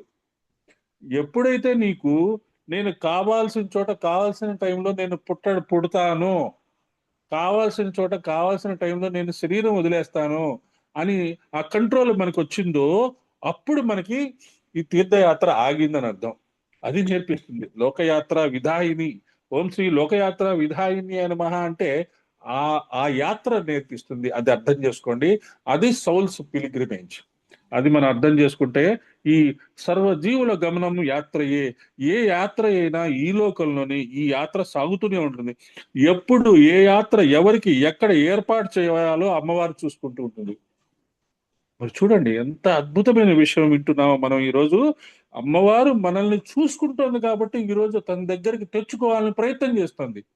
లలితా సహస్రనామం గురించి మనం ఇంత డీప్ గా డిస్కస్ చేసుకుంటున్నాము అంటే చూడండి, సర్వజీవుల గమనం యాత్రయే. ఏ యాత్ర అయినా ఈ లోకంలోనే ఈ యాత్ర సాగుతూనే ఉంటుంది. ఎప్పుడు ఏ యాత్ర ఎవరికి ఎక్కడ ఏర్పాటు చేయాలో అమ్మవారు చూసుకుంటూ ఉంటుంది. ప్రతి వాని చేత ఈ లోకంలో యాత్ర సాగిస్తున్న తల్లి అంత కరుణామయి, అంత ప్రేమమయి. మనం ఏమనుకుంటాం, ఒక ప్రాబ్లం వచ్చినా, ఒక ఇబ్బంది అయినా, అయ్యో నన్ను అమ్మవారు మర్చిపోయారే అనుకుంటాం. కానీ అమ్మవారు మనల్ని ఇన్ని జన్మలుగా కనిపెట్టుకొని ఈ రోజు మీరు చెన్నైలో ఉన్నారు, మీరు హైదరాబాద్ లో ఉన్నారు, మీరు అమలాపురంలో ఉన్నారు, నేను ఒంగోలులో ఉన్నాను, ఇంకొకళ్ళు ఇంకో చోట ఉన్నారు. మనందరికి ఒక ప్లాట్ఫామ్ క్రియేట్ చేసింది అమ్మవారే. మనందరికీ అది లలితా సహస్రనామం నేర్చుకోరా నాయన అని చెప్పి ముట్టికాయలు వేసి కూర్చోబెడుతుంది మనల్ని. ఎన్ని పనులు ఉన్నాయి. ఇంటికి చుట్టాలు వస్తున్నారు, చుట్టాలు వచ్చిన వాళ్ళని మనం నెమ్మదిగా మాటలు చెప్పి కూర్చోబెడుతున్నాము. కొంతమంది చుట్టాలు కూడా ఈ కార్యక్రమాల్లో కూర్చోబెడుతున్నారు, వాళ్ళ చేత కూడా చదివిస్తున్నారు. ఎంత అద్భుతమైన విషయం జరుగుతుంది. ఇదంతా అమ్మవారి కృప లేకుండా జరగదండి. అమ్మవారి భక్తులకి కొన్ని విధానాలు చెప్పారు, ఇప్పుడు చెప్తున్నవన్నీ పాటించవచ్చు. ముందుగా శిరస్సు యందు గురుస్వరూపంగా అమ్మవారిని భావన చేయాలి. తర్వాత ప్రాణ సంచారంలో అమ్మవారే ఉన్నారని గురువు ఇచ్చిన మంత్రాన్ని భావన చేయాలి. తర్వాత అమ్మ రూపాన్ని భావన చేయాలి. మంత్రం ఉన్నా లేకపోయినా అమ్మవారిని ప్రాతస్మరామి లలిత వదనార విందం, ప్రాతస్మరామి లలిత చరణార విందం అని మొత్తం అమ్మవారిని మనసారా అనుకుంటూ ఒక స్తోత్రం చెప్తారు. ఆ స్తోత్రంలో చివర ప్రాత సముత్థాయ తవ ప్రియార్థం సంసార యాత్ర మనువర్త ఇష్యే ఇలా అనుకొని ఇద్దరు నుండి లేవాలట. అప్పుడు లోకయాత్ర అంటే బాగా అర్థం అవుతుందట. ఇది కూడా మనం తర్వాత రాసుకుంటాము. ఇది కూడా చాలా ఇంపార్టెంట్. అమ్మా సరే, ఇవన్నీ మనకి తెలియదండి, మర్చిపోయామండి. లేవంగానే మన కరాగ్రే వసతే లక్ష్మి అని చేయమని పిల్లలకు చెప్తాం. మనం చెప్పడం మర్చిపోతున్నామేమో, అది గుర్తుంచుకోండి. పిల్లలకి నేర్పిస్తూ నేర్పిస్తూ మనం చేయడం మర్చిపోతున్నాం. చూడండి, దీనికి అర్థం సింపుల్ గా చెప్పేశారు. అమ్మా పొద్దున్నే లేచాను, ఇక లోకంతో గొడవ మొదలవుతుంది, అమ్మా నీ ప్రియం కోసం నేను లోకయాత్ర చేస్తున్నాను అని లేవాలట. పొద్దున్నే లేవంగానే అమ్మవారిని తలుచుకోండి, అంతే చాలు. ఇదంతా గుర్తుంటుందో లేదా మనం బెడ్ మీద లేవంగానే గురు స్వరూపం, అమ్మవారి స్వరూపం మనందరి బెడ్రూమ్స్ లో అమ్మవారి ఫోటోలు, గురువుల ఫోటోలు ఉంటాయి. వాళ్ళని ఒకసారి చూసుకోండి ఖచ్చితంగా. అయ్యా బాబు నాయనా నీకోసమే నేను లేచాను, ఏం చూపిస్తావో, ఏ కష్టాలు ఇస్తావో, సాయంత్రం జరుగుతుందో లేదో. నేనైతే ఖచ్చితంగా అనుకుంటా, బ్యాంక్ ఉంటే అమ్మా ఈ రోజు మా బాస్ ఏమంటాడో, ఏం పని ఇస్తాడో, చేయగలుగుతానో లేదో, అయిపోతుందో అయిపోదో అని అనుకుంటాను. నమస్కారం చేసుకుంటాను. మళ్ళీ సాయంత్రం వచ్చేటప్పటికి ఖచ్చితంగా అమ్మయ్యా ఈ రోజు బాస్ ఇచ్చిన పనులన్నీ చేసుకున్నాను, థ్యాంక్ యూ సో మచ్ అనుకుంటాను, ఖచ్చితంగా అనుకుంటా. అలాగే మనము అమ్మా పొద్దున్నే లేచాను, ఇక లోకంతో గొడవ మొదలవుతుంది, అమ్మా నీ ప్రియం కోసం నేను లోకయాత్ర చేస్తున్నాను అనుకొని లేవాలట. అమ్మవారి ప్రియం కోసం నేను బతుకుతున్నాను అని బతకాలట. అంటే భోజనం చేసేటప్పుడు మనము ఎలాగూ గురువులను తలుచుకుంటాము, గాయత్రి మంత్రాన్ని తలుచుకుంటాము, 5 ఆహుతులు వేసుకుంటాము, అది కూడా కరెక్టే. పడుకునేటప్పుడు కూడా అమ్మా నీతో లోకయాత్ర చేస్తూ, నువ్వు చెప్పిన లోకయాత్ర చేస్తూనే నేను పడుకుంటున్నాను తల్లి, మళ్ళీ నాకు మంచి రోజు ఇవ్వు అని మనం గుర్తు చేసుకుంటాము. మన ఏది చేసినా అమ్మ ప్రీతి కోసమే అనుకోవాలి. పొద్దున్న లేచి నుంచి రాత్రి వరకు మనం ఒక రోజు అయిపోయింది. మన ఆత్మవిద్య, తత్వవిద్య అని చెప్పుకుంటాం కదా, సరే అవన్నీ గుర్తులేవండి. పడుకునే ముందు ఒకసారి అమ్మవారిని తలుచుకోండి. అమ్మ, పొద్దునే లేచినప్పటి నుంచి ఇప్పటి వరకు కొన్ని మంచి పనులు చేశాను, కొన్ని చెడ్డి పనులు చేశాను, కొన్ని మంచి మాటలు మాట్లాడాను, కొన్ని తప్పు మాటలు మాట్లాడాను. మంచి పనులు చేసినందుకు, ఆ ఆలోచనలు ఇచ్చినందుకు చాలా థ్యాంక్స్ తల్లి. చెడ్డ మాటలు ఏమైనా మాట్లాడుంటే క్షమించు తల్లి అని ఒకసారి నమస్కారం చేసుకొని పడుకుంటాం. పొద్దున్నే లేవగానే మళ్ళీ అమ్మవారిని, అమ్మ మళ్ళీ మనం నమస్కారం చేసుకొని మళ్ళీ ఇది సాగిస్తాం. ఇదే గురువు గారు హర్ దిన్ ఏక్ నయా జనం, హర్ రాత్ ఏక్ నయీ మౌత్ అన్నారు. అంటే ప్రతిరోజు ఒక జన్మ, ప్రతి రాత్రి ఒక మృత్యువు. అలా అనుకుని జీవిస్తే మనం ఈ 500, 600, 700 ఇవన్నీ లాగిచ్చేస్తాం. క్రియాయోగలో చెప్పేది అదే. శ్వాసని కనుక మీరు కరెక్ట్ గా ఉపయోగించుకుంటే ఎన్నో జన్మల పరంపరని మీరు దాటేసుకొని పరిణామ క్రమంలో ముందుకు వెళ్ళిపోతారు అని చెప్తారు. అది మనం గుర్తు చేసుకున్నాం. ఇప్పుడు తర్వాత ఏకాకిని, ఇంకా 4 నిమిషాలే ఉంది, మళ్ళీ ఇంకొక సెషన్ ఉంటుంది అయిపోయిన తర్వాత, అది గుర్తుంది కదా. ఓం శ్రీ ఏకాకిని, శ్రీ ఏకాకిని నమః. మళ్ళీ మర్చిపోతానేమో, మనకి 2 కావాలి ఈరోజు. ఓం అష్టమూర్తి నమః, తర్వాత లోకయాత్ర విధాయిని. ఈ 2 మనము ఒక మాల మంత్ర జపం చేసుకోవాలి. అసైన్మెంట్ ఏంటంటే, అది ఆడియో ఇస్తాను, అవి ఒక టేబుల్ లాగా తయారు చేసి నాకు షేర్ చేయండి. ఏకాకిని, ఓం శ్రీ ఏకాకిని నమః. ఈ ప్రపంచంలో పరమేశ్వరు తప్ప ఇంకోటి లేదు. ద్వైతం అంటారు, అద్వైతం అంటారు, విశిష్టాద్వైతం అంటారు. ద్వైతము అంటే భగవంతుడు నేను ఇద్దరి యొక్క ఉనికిని నమ్మేవాడు. ద్వైతము అంటే, అద్వైతము అంటే అంతా ఒకటే, అంతా భగవంతుడి యొక్క స్వరూపమే అనుకునేవాడు. విశిష్టాద్వైతము అంటే అవి ఇవి అన్నిటినీ నమ్మేవాడు. భగవంతుడు ఉన్నాడు, నేను ఉన్నాను, నేను భగవంతుడిలో కలిసే వరకు నేను తపస్సు చేసుకుంటాను, భగవంతుడిలో కలుస్తాను, అలా కూడా అనుకోవచ్చు. కానీ ఇక్కడ ఏం చెప్తున్నారు, ఈ ప్రపంచంలో పరమేశ్వరు తప్ప మరొకటి లేదు. రెండవది లేనిది ఏకం అద్వితీయం బ్రహ్మ. బృహదారణ్యకోపనిషత్తులో సో అభిభేత్తస్మాత్ ఏకాకి బిభేతి సహాయమీక్షాం చక్రే ధన్యన్నాస్తి కస్మాన్ను బిభేమితి తత ఏవాస్య భయం వీయాయ అని ఒక మంత్రం ఉంది. దీని అర్థం మొట్టమొదట ప్రజాపతి నేను ఒక్కడనే ఉన్నానని భయపడ్డాట. విష్ణువులోంచి బ్రహ్మ వస్తాడు ఫస్ట్. బ్రహ్మ చూస్తే ఓహే నేను ఒక్కడనే ఉన్నానే అనుకుంటాట. అట్లా ఇట్లా చూసేటప్పుడు శివుడు కనపడతాడు. ఆ తర్వాత అసలు తను ఎక్కడి నుంచి వచ్చాడో విష్ణువు కనపడతాడు. అలాగే మనం కూడా నేను ఒక్కడనే ఉన్నానేమో అనిపిస్తుంది, కానీ మనతో పాటు కొన్ని వేల మంది ఉన్నారు, అమ్మవారు కూడా ఉన్నారు. అది అర్థం చేసుకుందాము. అలాగే మనకి అభయం ఇచ్చేది కూడా అమ్మవారే. దేవి పురాణంలో ఏకాకిని అయిన అమ్మవారి గురించి చెప్తూ, అమ్మవారు ఒక్కరే ఈ ప్రపంచాన్ని సృష్టి చేస్తుంది, స్థితి చేస్తుంది, లయం చేస్తుంది. కనుక ఆవిడే ఏకాకిని. ఏ శక్తిలోంచి బ్రహ్మ విష్ణు మహేశ్వరులు వచ్చారో ఆవిడ ఏకాకినే కదా, ఆవిడనే కదా మనం పూజ చేస్తుంది. ఆ శక్తినే కదా మనము బ్రాహ్మి, వైష్ణవి, శాంభవి 3 శక్తులుగా 60 శ్లోకాలు మనం చదువుకుంటాం. ఎంత అద్భుతమైన ఆలోచన చూడండి. మీరు బ్రాహ్మి అవతారం ఎత్తి 60 శ్లోకాలు చదివారు, మీరు వైష్ణవి అవతారం ఎత్తి 60 శ్లోకాలు చదివారు, మీరు శాంభవి అవతారం ఎత్తి 60 శ్లోకాలు చదివారు అనుకోండి. 60 శ్లోకాలు చదివేంత మటుకు నేను బ్రాహ్మీ శక్తిని. ఎంత అద్భుతమైన ఆలోచన.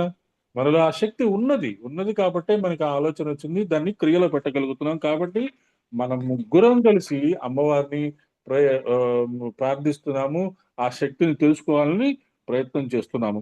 తర్వాత భూమరూప, ఓం శ్రీ భూమరూపాయ నమః. భూమ అంటే విస్తారము, విస్తరించున్నది, అంతా విస్తరించున్నది, అనంత తత్వము, అనంతానంద స్వరూపిణి. ఇక్కడ రెండవ తత్వం లేదు, అంతా నువ్వే ఉన్నావు తల్లి. తురియ స్థితిలో కలిగే అనుభూతిని భూమ అంటారు.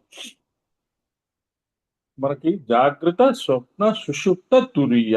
జాగ్రత్త స్థితి ఎన్నోసార్లు చెప్పుకున్నాం, మళ్ళీ చెప్పుకుంటాం, నాకు ప్రాక్టీస్ ఉంటుంది. జాగ్రత్త స్థితి అంటే ఇప్పుడు ఏం చేస్తున్నాం, మనం కూర్చొని ఉన్నాము, లలితా సహస్రనామం గురించి చెప్పుకుంటుంటే విన్నాము. స్వాప్నిక స్థితి అంటే ఏంటంటే నిద్రపోవడానికి పడుకున్నాము, నిద్ర రాలేదు, పూర్తిగా నిద్ర రాలేదు, మధ్యలో ఇంకా ఆ మాగన్నుగా నిద్ర పడుతుంది. మనం ఫుల్ మూన్ మెడిటేషన్ చేసేటప్పుడు కూడా చాలా మంది నిద్రపోతుంటారు, నాకు తెలుసు. కానీ ఓకే, నిద్రపోతున్నా ఆ బీజాలు ఎలా నాటుకోవాలో గురువులు తెలుసు కాబట్టి అవి నాటబడుతూ ఉంటాయి. సో నిద్ర అలా నిద్ర పడుతూ ఉంటుంది, అవేర్ గా ఉంటారు. స్వప్నాలు వస్తుంటాయి, కళలు వస్తుంటాయి, ఆ కళలు చూస్తుంటారు. ఆ కళలో మీకు కావాల్సినవి దొరుకుతుంటాయి, దొరకనివి దొరుకుతుంటాయి, మీకు ఇబ్బందికరమైన విషయాలు గుర్తొస్తుంటాయి, ఏవో అవి ఇవి కనబడుతుంటాయి. అది స్వాప్నిక జగత్తు. ఇక సుషుప్తి అంటే ఏంటి? కంప్లీట్ గాఢ నిద్ర. కంప్లీట్ గాఢ నిద్ర. మీరు అసలు ఉన్నారనే విశేషం తెలియకుండానే మీరు నిద్రపోతూ ఉంటారు. అది సుషుప్త స్థితి. మరి తురీయ స్థితి అంటే ఏంటండి అంటే ఇక్కడ ఏం చెప్తున్నారు? ఎప్పుడైతే ప్రపంచమంతా ఒకటే తత్వము,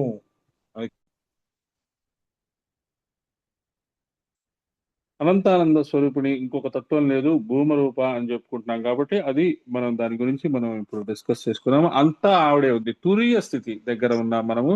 తురీయ స్థితిలో ఎప్పుడైతే మనకి అంతా పరబ్రహ్మ తత్వము, నేను లేను, భగవత్ తత్వమే కనపడుతున్నది అంటే అప్పుడు తురీయ స్థితి అని ఎవరు చెప్పుకోవచ్చు.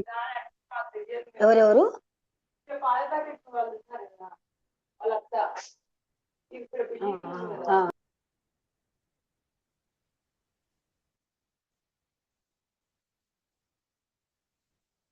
అది తురియ స్థితి గురించి మనం మాట్లాడుకుంటూ, ఎప్పుడైతే మనకి సమాధి స్థితి దాటి తురియ స్థితి వచ్చినప్పుడు ఎలా ఉంటుంది అంటే మొత్తము విజిబుల్ వరల్డ్ అంతా నేనుగా, అమ్మవారిగా లేదా భగవత్ స్వరూపంగా ఎప్పుడైతే మన దర్శనం జరుగుతుందో అప్పుడు తురియ స్థితిలో ఉన్నట్లు. సమాధి స్థితి ఏంటి? మనము ఉన్నాము, చుట్టుపక్కల విషయాలు జరుగుతున్నాయి, వీటన్నిటిని ద్రష్టగా చూడటం సమాధి స్థితి. అది మనం అర్థం చేసుకుందాం. తర్వాత నిర్ద్వైత. ఓం శ్రీ నిర్ద్వైతాయ నమః. ద్వైత భావం లేనిది, ఏకము అనంతానందము కనుక పరమేశ్వరి తప్ప రెండవది లేదు. ఇది కూడా మనకి అనుభూతులు రావాల్సిందే. ఇది ఒక ఫేజ్ అన్నమాట. మనకి మన డెస్టినేషన్ ఇప్పుడు బాంబే నుంచి చెన్నై బయలుదేరాము, దారిలో నాగ్పూర్ తగులుతుంది, ఒంగోలు తగులుతుంది, లేకపోతే ఇంకోటి నెల్లూరు తగులుతుంది, ఇంకోటి తగులుతాయి, ఇంకోటి తగులుతాయి. కానీ చెన్నైకి వెళ్ళాలి. చెన్నై వెళ్ళేటప్పుడు ఒక్కొక్క స్టేషన్ దాటాలి కదా. ఆ స్టేషన్లే ద్వైతం ఉంటుంది, అద్వైతం ఉంటుంది, విశిష్టాద్వైతం ఉంటుంది, జాగృత స్థితి ఉంటుంది, సుషుప్త స్థితి ఉంటుంది, స్వప్న స్థితి ఉంటుంది, తురియ స్థితి ఉంటుంది. ఆ తురియ స్థితి దగ్గరికి వచ్చేటప్పటికి ఆల్మోస్ట్ ఎగ్మూరు ఆ బార్డర్స్ లోకి వచ్చేస్తాం. చెన్నై సెంట్రల్ దగ్గరికి వెళ్ళాలి. చెన్నై సెంట్రల్ లో అమ్మవారు కూర్చొని ఉన్నారు. ఈ తురియ స్థితి దాటేటప్పటికి ఇంకా అమ్మవారి దగ్గరికి వచ్చేస్తాం. అక్కడ అమ్మవారి స్వరూపం వస్తుంది. అక్కడ సహస్రాలలో అలా అంటే అలా డిస్క్రైబ్ చేసుకుంటాం అనమాట మనము. ఆ తురియ స్థితి దగ్గర వచ్చినప్పుడు ఇక almost you are nearer to the darshan of the అమ్మవారు విశ్వరూపం అన్నమాట. అది మనము ఆ నిర్ద్వైత, ఆమె అది కూడా ఇస్తుంది ఆవిడ. ఓం శ్రీ నిర్ద్వైతాయ నమః. ద్వైతవర్జిత. ఓం శ్రీ ద్వైతవర్జితాయ నమః. నిర్ద్వైత, ద్వైతవర్జిత రెండు ఒకేలా కనిపిస్తాయి, కానీ ద్వైతవర్జిత అంటే రెండవది లేదు. ఏకాకిని దగ్గర కూడా స్పష్టమైంది. ఏకాకిని చెప్పాడు, నిర్ద్వైత చెప్పాడు, ద్వైతవర్జిత చెప్పాడు. మూడు almost same, almost same meaning. కానీ వీటిని అర్థం చేసుకోవడానికి ఇంకా డీప్ గా వెళ్ళాలి అనేది మనకు తెలుస్తుంది. ఎందుకు ఇప్పుడు జాగ్రత్త, స్వప్న, సుషుప్త, సమాధి, తురియ స్థితి చెప్పుకుంటున్నాం కదా. అది అక్కడికి వెళ్తే గానీ మనకు తెలియదు. ఎవరు ఎన్ని చెప్పినా, ఏ గురువులు ఎన్ని రకాలుగా చెప్పినా మనకి ఆ అనుభూతి కావాలి అంటే మనం స్వాధ్యాయం చేయాలి, సాధన చేయాలి. ఆ సమాధి స్థితి అనేది ఎవరు ఎంత చెప్పినా మనకి అనిపించినది, వాళ్ళు చెప్పినది లింక్ అవ్వదు. కానీ ఎప్పుడైతే అక్కడికి చేరుకుంటామో ఖచ్చితంగా లింక్ అవుతుంది. అది మన లక్ష్యము. అది ఈ వీటిలో చెప్తున్నారు. భూమరూప అన్న, ఏకాకిని అన్న, నిర్ద్వైత అన్న, ద్వైతవర్జిత అన్న, అదే ద్వైతం లేనిది, ఇదే ఆ నామ వైశిష్టం. జీవుడికి ఈశ్వరుడికి భేదం లేని స్థితినే అద్వైతం అంటారు. ఈ స్థితి ద్వైతాన్ని విడిచిపెడితే మనకు అవగతం అవుతుంది. నేను ఉపాధి అనుకున్నంత కాలం నువ్వు జీవునివి. నేను ఈ శరీరం అంటే నువ్వు జీవుడివే. ఉపాధికి అతీతమైన సచిదానందమైన ఈశ్వరి వేరే ఉందని అనుకుంటే ద్వైతము. నేను కాకుండా అమ్మవారు వేరే ఉన్నారు అంటే ఇది ద్వైతము. నేనే అమ్మవారు, అమ్మవారిలో నేను ఉన్నాను అంటే అద్వైతము. అసలు ఉపాధిని నేను కాదు, సచ్చిదానంద స్వరూపమే నేనని తెలిసాక ఇంకా ఉపాధి తాదాత్మ్యం పోయి చైతన్యంతో ఏకత్వం లభిస్తుంది. ఇది తెలియాలంటే ద్వైతమైన ఉపాధిని త్యజించాలి. సంకల్ప వికల్ప రహితమైన స్థితియే ద్వైతవర్జిత.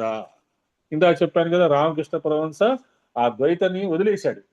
వదిలేస్తే ఏమైంది, ఆ ద్వైతాన్ని అమ్మవారిని కట్ చేసేసాడు. కట్ చేసేస్తే ఏమైంది, ఈయన కలిసిపోయాడు ఆ దాంట్లో. అప్పుడు అర్థమైంది, ఓహో ఇదంతా చేతనత్వంతా ఒకటే, I'm just part of this particle. త్యజించడం అంటే యాక్చువల్ గా ఏంటి, అజ్ఞానాన్ని విడిచిపెట్టాలి. అజ్ఞానం అసలు ఏంటి, అజ్ఞానం అంటే ఏంటో కూడా తెలియదు కదా మనకి. మనకి తెలిసిందే యూట్యూబ్ లో మనం విన్నదే జ్ఞానం అనుకుంటాం. కానీ అజ్ఞానంలోంచి జ్ఞానంలోకి రావటమే అస్తోమా సద్గమయ, తమసోమా జ్యోతిర్గయ, మృత్యోర్మా అమృతంగమయ. అసత్తులోంచి సత్యము వైపు వెళ్ళాలి. యూట్యూబ్లు ఇవి కాదు, సాధన ద్వారా మన అనుభూతి ఏది చెందుకున్నామో అదే నిజమైన అనుభూతి అని, అస్తోమా సద్గమయ అని అనుకున్నప్పుడు అప్పుడు మనకి నిజమైన జ్ఞానం వస్తుందట.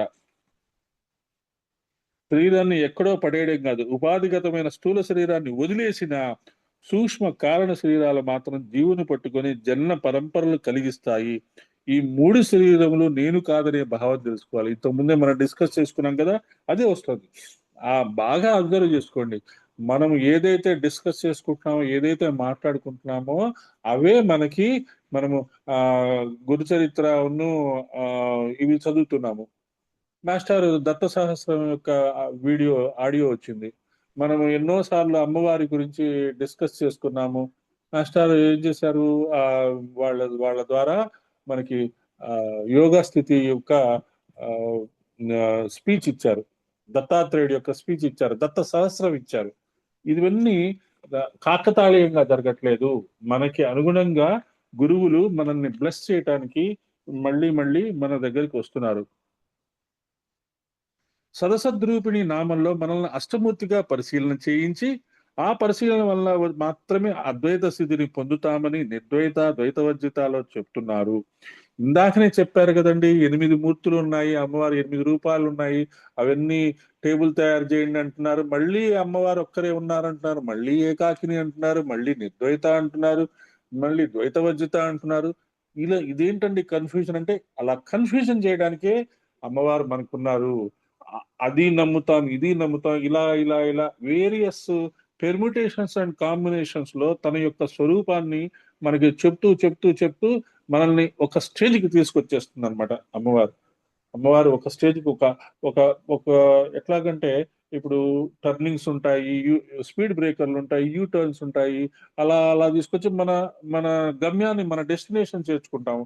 ఇవన్నీ ఎందుకున్నాయి అంటే ఆ ఆ మార్గం అలా ఉన్నది. అందుకనే అక్కడ స్పీడ్ బ్రేకర్స్ పెట్టాల్సి వచ్చింది, యూ టర్న్స్ పెట్టాల్సి వచ్చింది, అక్కడ ఆగాల్సి వచ్చింది. కానీ ఎక్కడికి చేరొచ్చాలో అక్కడికి చేరుస్తుంది. మరి ఈ యూ టర్న్స్ లేకుండా, స్పీడ్ బ్రేకర్స్ లేకుండా మంచి రోడ్డు వేయొచ్చు కదండి, మంచి ట్రైన్లోకి పంపించవచ్చు కదండి అంటే అది కూడా చేస్తుంది. ఒక టైం వచ్చినప్పుడు మన సాధన, స్వాధ్యాయం, సత్సంగం చేస్తున్నప్పుడు మనకి స్మూత్ రోడ్డు కూడా చూపిస్తుంది. ఇదంతా అమ్మవారికి వదిలేయండి. అమ్మా నాకు స్పీడ్ బ్రేకర్స్ ఎందుకు పెట్టావు తల్లి? ఓకే, పెట్టావు, కానీ తొందరగా నీ దగ్గరకు తెచ్చుకో, తొందరగా నువ్వు నాకు కనపడు అని మనం చెప్పుకోవాలి. ద్రష్టలైన వారు ఇక్కడ అన్ని మంత్రాల సారం ఇందులో నిక్షిప్తం చేశారు. తర్వాత వచ్చే నామాల్లో కూడా మరొక విద్య చూపిస్తున్నారు. అన్నద, వసుధ, వృద్ధ, బ్రహ్మాత్మైక్య స్వరూపిణి, ఇది కూడా వస్తుంది కదా, అది చెప్తారు. ద్రష్టలైన వారు దీనికి సావిత్రి విద్య అని పేరు పెట్టాడు. సవిత అంటే సూర్య భగవానుడు. గురువు గారు చెప్పిందే చెప్తున్నాడు ఇక్కడ. ఆయన యందు ఉన్న అమ్మవారే సావిత్రి. ఇది స్వాధ్యాయం యొక్క ఇంపార్టెన్స్. ఇది గురువు గారు చెప్పారు మనకి. సవిత అంటే సావిత్రి అమ్మవారు, సావిత్రి, గాయత్రి, సావిత్రి కుండల్ని చదివాము. కానీ షణ్ముఖ శర్మ గారు లలితా సహస్రనామంలో భాష్యం చెప్తూ మన గురువు గారి భాష మాట్లాడుతున్నారు. ఇది స్వాధ్యాయం వల్ల మనకి అర్థమైంది. 5-6 కమెంటరీస్ చదివితే గానీ ఒకటి అర్థం కాదు అని చెప్పుకోవడంలో అంతర్యం ఇది. చివరికి మన దగ్గరికి వచ్చారు. సవిత అంటే సూర్య భగవానుడు, ఆయన యందు ఉన్న అమ్మవారు సావిత్రి. సూర్యమండలంలో అమ్మవారు ఉన్నారని భావన చేసి ఉపాసన చేస్తే అది ఎలాంటి ఫలితం వస్తుందో ఈ నామాల్లో చెప్తున్నారు. వీటిని పఠించడం వల్ల ఇందులో చెప్పినవన్నీ లభిస్తాయి. అంతే కదా. మనం గాయత్రి మంత్రం చేసేటప్పుడు ఆ గురువు గారు ఏం చెప్తారు, ఉదయిస్తున్న సూర్యుడిని ధ్యానం చేయమంటారు. లలితా సహస్రనామం చేసేటప్పుడు వెన్నెల్లో లలితా సహస్రనామం చేయండి, చంద్రుడిని ధ్యానం చేయండి, అగ్నిని ధ్యానం చేయండి అంటారు. అలాగే అన్నద తర్వాత అన్నద, ఓం శ్రీ అన్నదాయ నమః. అన్నమును ఇచ్చునది. అన్నము అంటే మీరు రైసే కాదు, మరి మీకు మీ ఆరోగ్యానికి తగ్గట్టుగా మీరు ఏది తిన్నా అది అన్నమే. కొంతమంది ఫ్రూట్స్ తింటారు, కొంతమంది జ్యూసెస్ తాగుతారు, కొంతమంది రైస్ తింటారు, కొంతమంది పుల్కాలు తింటారు, కొంతమంది దోశలు తింటారు. ఏది ఇచ్చినా అమ్మవారే ఇస్తున్నారు. దాని మీద మనం మంత్రం చెప్పుకుంటాం, యంత్రం చెప్పుకుంటాం. మంత్రము యంత్రము గుర్తు లేదంటే గాయత్రి మంత్రం చెప్పుకొని ఒకసారి చుట్టూ నీళ్లు చల్లేసేసి ఒక 5 సార్లు ఓం ప్రాణాయసో వ్యానాయసో ఉపానాయసో ఉదానాయసో సమానాయసో 5 సార్లు మనం నోట్లో ఆ మెతుకులు వేసేసుకొని ఆ తినడం మొదలు పెడితే మనలో ఉండే ఆ జఠరాగ్ని యొక్క ఆహుతులు వేసి మన గాయత్రి మంత్రం ద్వారా మనం తినే అన్నాన్ని మనం ఎనర్జైజ్ చేసి తీసుకుంటున్నాము అని అర్థం చేసుకోండి. అటువంటి గాయత్రి మంత్రం మన పూజలో మనకు అలవాటు చేసేసారు. భగవంతుడికి నైవేద్యం పెట్టాలంటేనే గాయత్రి మంత్రం చదివి నీళ్లు చల్లి నైవేద్యం పెడతాం. అక్కడ మనకి అబ్జెక్షన్ లేదు. ఇక్కడ గాయత్రి మంత్రం ఆడవాళ్ళు చేసుకోకూడదుట. ఏమన్నా అర్థం ఉందా అండి? అక్కడ గాయత్రి మంత్రం చెప్తే గానీ నువ్వు నైవేద్యం పెట్టడానికి లేదు. ప్రాణాయాసో వ్యాయాసో ఉపానాయసో సమానాయసో ఉదానాయసో అని చెప్పుకోవాలి. 5 వాయువులు మన శరీరంలో, 5 వాయువులు. వాటిని తలుచుకొని మనం అమ్మవారికి అయ్యవారికి శివుడికి నివేదన ఇస్తాం. అక్కడేమో గాయత్రి మంత్రం చెప్పుకోవచ్చా? నువ్వు విడిగా నేను గాయత్రి మంత్రం జపం చేస్తానంటే తప్ప? ఏమన్నా అర్థం ఉందండి? ఈ లాజిక్ లోంచి, ఈ భ్రమల్లోంచి బయటికి రావాలి. అదే ఈ రోజు నేను చేసిన ఒక విశేషమైన విశేషం. ఆ ఇంట్లో నేను యజ్ఞం చేయడానికి వెళ్ళా. ఆ పిల్లవాడికి ఆ, వాడికి మంచి ఆచారాలు వ్యవహారాల మీద మంచి ఇష్టం. చిన్నప్పుడే 11 ఏళ్లకే ఒడుగు చేశాడు. యూట్యూబ్ కొంచెం ఇంజనీరింగ్ చేశాడు, కాస్త అన్ని విషయాలు తెలుస్తున్నాయి. చక్కగా సంధ్యావందనం చేసుకుంటాడు, గాయత్రి చేసుకుంటాడు, బానే ఉంది. యూట్యూబ్ చూశాడు. చూసి అమ్మా నువ్వు గాయత్రి మంత్రం చేయకూడదమ్మా. అయిపోయాయి. ఇంకేముంది, ఆగిపోయింది. వాళ్ళమ్మ పాపం ఏం చేస్తుంది, పాపం ఆవిడ చదువుకున్నదే, భర్త లేదు. అమ్మ భర్త లేని వాళ్ళు చేసుకోకూడదామని పిల్లవాడు చెప్తే నమ్మేసింది ఆవిడ. ఈ రోజు నేను ఆ యజ్ఞంలో వాడి చేత నో అనిపించా.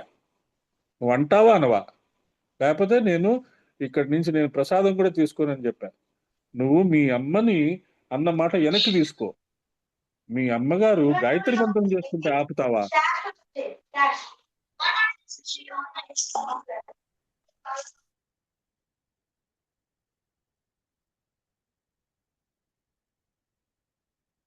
చాలా కోపంగా చెప్పాల్సి వచ్చింది. మీ అమ్మ గాయత్రి మంత్రం చేసుకుంటే నువ్వు ఆపుతావా?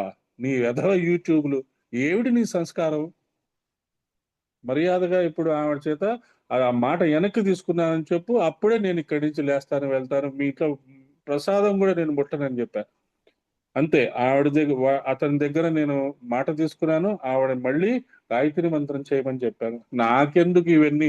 నేను హాయిగా నాకు యజ్ఞం చేసే అవకాశం వచ్చింది, నాకు ప్రసాదం పెట్టారు, తిన్నాను, వచ్చేసానంటే ఏముంది, అయిపోయా. వాళ్ళ విషయాలు నాకెందుకు? మనం తెలుసుకోవాలి. మనం ఇతరుల విషయాలు వాళ్ళు చెప్పితే ఆమె చెప్పింది. మావాడు వద్దన్నాడండి, గాయత్రి మంత్రం వద్దన్నాడండి, యూట్యూబ్ చేసి ఇలా అన్నాడండి. నాకు ఎంత కోపం వచ్చి ఉంటుంది ఆలోచించండి. ప్రశాంతంగా యజ్ఞం అయిపోయిన తర్వాత కూర్చొని వాళ్ళ చేత ఆ మాట చెప్పించి వాళ్ళ చేత ఆ ప్రామిస్ తీసుకొని బయటకు వచ్చా. అది మనం చేయాల్సింది. మనుషుల్లో ఆ ఆలోచనల్ని దూరం చేయాలి. ఆ మాటలు మనకి రావాలి, ఆ కమాండ్ మనకి రావాలి. అది మనం చేస్తే కరెక్ట్ గా మనకి అమ్మవారి యొక్క విద్యని మనం ప్రచారం చేసినట్టుగా ఉంటుంది. సో శ్రీ అన్నదాయ నమః. అన్నమును ఇచ్చున్నది. ఆదిత్య విద్య ప్రధానంగా అన్నాన్ని ప్రసాదిస్తుంది. చూసారా, ఆదిత్య విద్యట మనం అన్నం.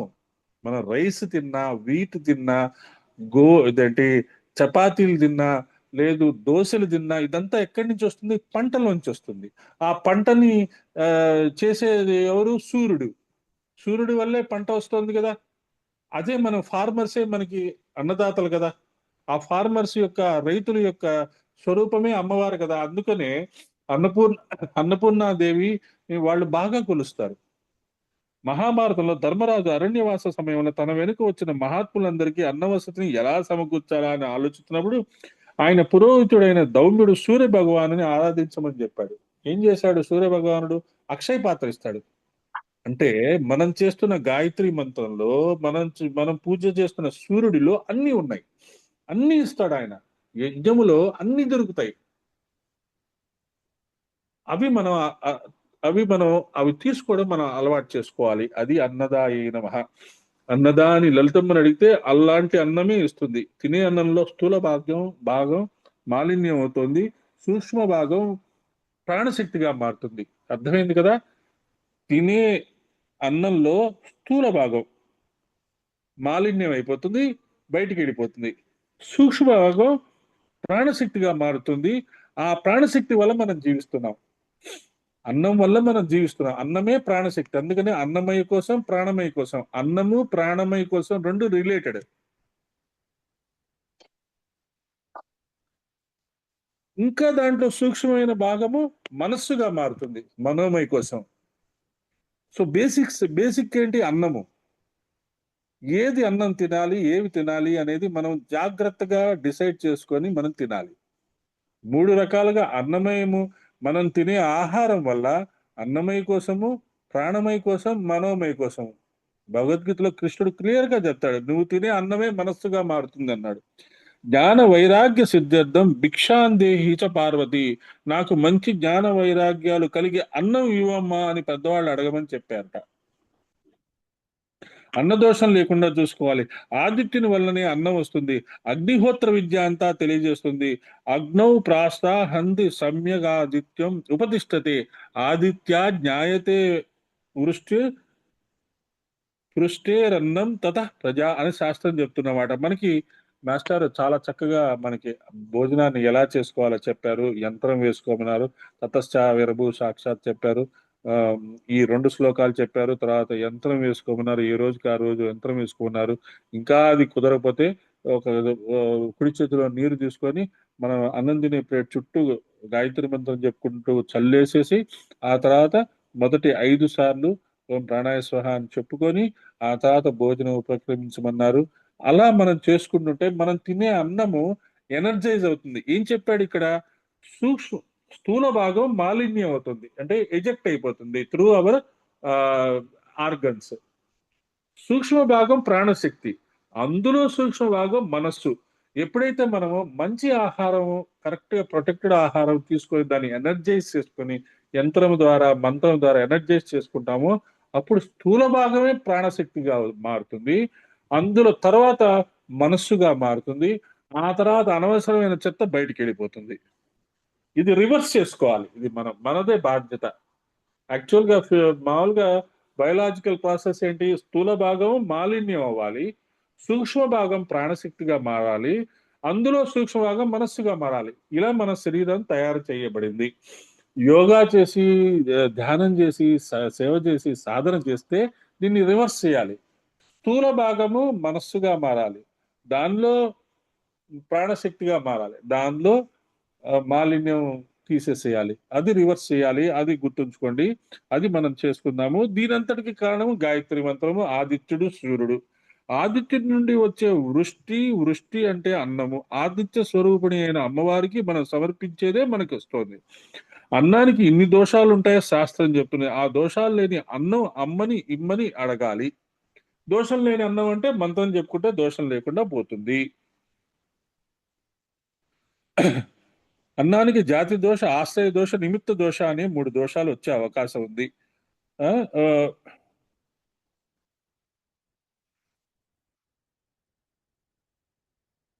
జాతి దోషం అంటే సహజంగా ఆ పదార్థానికి ఉన్న దోషము, నాన్ వెజిటేరియన్. రెండవది ఆశ్రయ దోషం. ఆశ్రయ దోషం అంటే ఈ వస్తువు పెట్టి పాత్రని బట్టి పాత్ర దోషం వస్తుంది.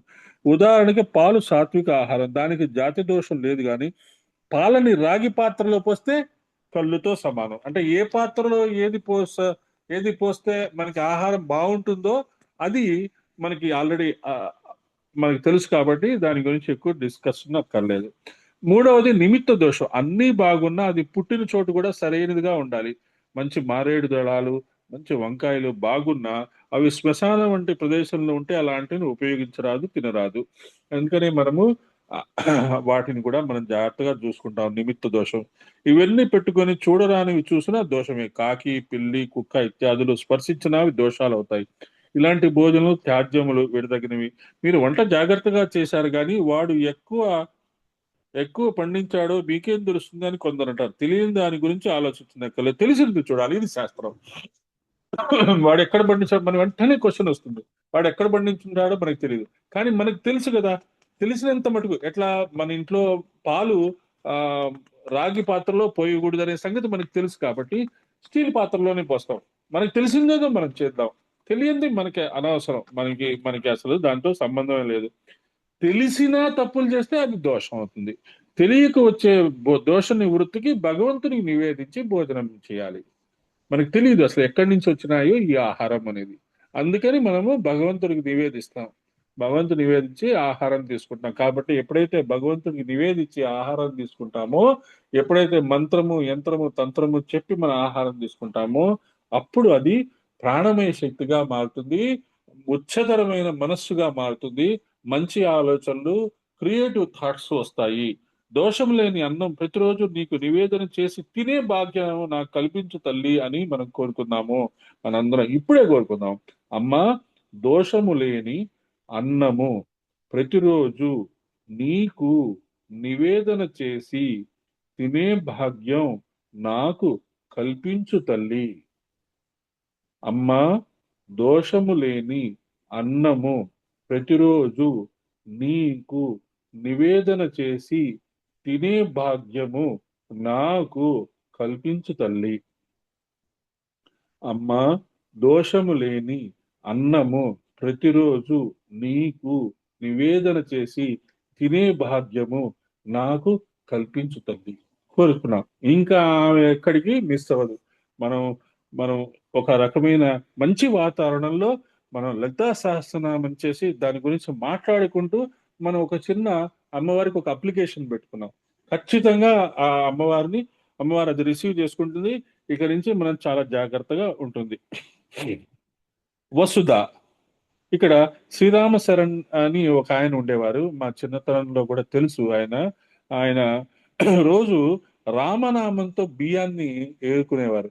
బియ్యాన్ని ఆయన ఏం చేసేవారంటే ఒక 2-3 సోలలు బియ్యం, అంటే మనకి హాఫ్ కప్పు సరిపోతుంది అని అనుకుంటాం కదా, హాఫ్ కప్పు రైస్ తీసుకునేవారు. ఒక్కొక్క గింజ తీసుకుని ఓం శ్రీరామ్, ఓం శ్రీరామ్, ఓం శ్రీరామ్ ఒక్కొక్క గింజ తీసుకున్నారు ఓపిగ్గా. తీసుకొని అది వండుకొని తినేవారు. అప్పుడు ఏమవుతుంది, ఆ గింజే రామనామం అయిపోతుంది, ఆ అన్నమే రామనామం అయిపోతుంది. అది వీరు ఇక్కడ గుర్తు చేసుకున్నారు. తర్వాత వసుధ. ఓం శ్రీ వసుధాయే నమః. వసు అంటే ఐశ్వర్యం అని అర్థం. వసుధ అనగానే ఖచ్చితంగా మనకి వెంటనే భూమి అనే అర్థం అవుతుంది. ఇక్కడ వీరేం చెప్తున్నారు అంటే వసుధ అంటే ఐశ్వర్యం అనే అర్థం. అనుభవించేవన్నీ అన్నములు, అవి సమకూర్చుకోవడానికి కావాల్సిన సంపదల్ని వసువులు అంటారు. మళ్ళీ వసువులు ఎంతమంది అండి, ఎవరైనా చెప్పగలరా? వసువులు ఎంతమంది ఉంటారు ప్రకృతిలో? అష్టవసువులండి, 8 మంది. కరెక్ట్. సవా ఏష మహానజ ఆత్మానాదో వసుదానో విందతే వసూయ ఏవం వేద అని బృహదారణ్యకోపనిషత్తులో మంత్రం పరిశీలిస్తే వసున్యాది వాగ్దేవతలు అన్నద, వసుధ అని బృహదారణ్యకంలో వరుసనే తీసుకొచ్చారు. మహానజ ఆత్మ అంటే గొప్పది. పుట్టుకలేని ఆత్మస్వరూపమైన అమ్మ వల్లనే అన్నము, వసువు 2 కలుగుతున్నాయి. హిరణ్యము, సువర్ణము అమ్మ వల్లనే వస్తున్నాయి. ఈ 2 నామాలు పక్క పక్కనే పెట్టడంలో ఉండే విశేషము చాలా విశేషం ఉంది. వసుదధం దదాతీతి వసుధ. గొప్ప సంపద ఏమిటో చెప్తున్నారు.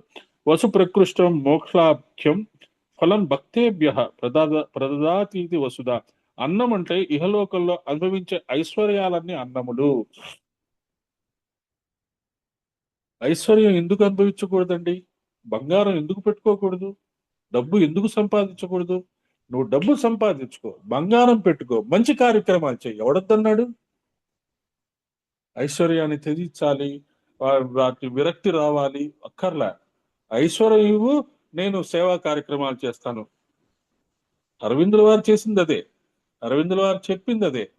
ఐశ్వర్యాన్ని మన దగ్గర ఉంచుకుందాం. రాక్షసులకి ఎలాగో వెళ్ళిపోతుంది, వాళ్ళు చేసే అదో పనులన్నీ చేస్తున్నారు.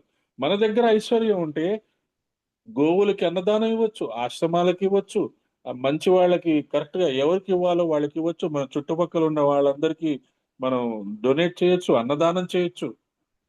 కాబట్టి ఐశ్వర్యం కూడా అన్నమే, అది అర్థం చేసుకోండి. ఓ తల్లి త్రిపుర సుందరి అయిన నీ మంత్రాన్ని ఎవరు నిరంతరం జపం చేస్తారో వారికి దుర్లభము అనేది లేదు కదమ్మా. వారి పాదాలకి సర్వలోక వాసులు నమస్కారం చేస్తున్నారు. భూమి లక్ష్మి సహితంగా వారికి కావాల్సినవన్నీ సమకూరుస్తుంది. భూమికే వసుంధర అని పేరు, అమ్మవారే వసుధ, తర్వాతి నామం వృద్ధ. కాబట్టి అమ్మవారిని మనం పూజ చేస్తున్నాం కాబట్టి మన దగ్గరికి ఖచ్చితంగా అన్ని వచ్చి చేరుతాయి, మనకి ఏ లోటు ఉండదు. ఆ విశ్వాసంతో మనం ముందుకెళ్తాం. తర్వాత వృద్ధ. ఓం శ్రీ వృద్ధాయే నమః. ముదుసలి, ఒక ముసలి ముత్తైదువ చక్కగా పసుపు రాసుకొని బొట్టు పెట్టుకొని కనబడితే పార్వతీదేవిలా ఉందని వెంటనే అంటాం. వృద్ధ సౌందర్యం వృద్ధానిదే. కొంతమంది వృద్ధాప్యం వచ్చిందని భయపడిపోతారు, కానీ అందం దానిదే.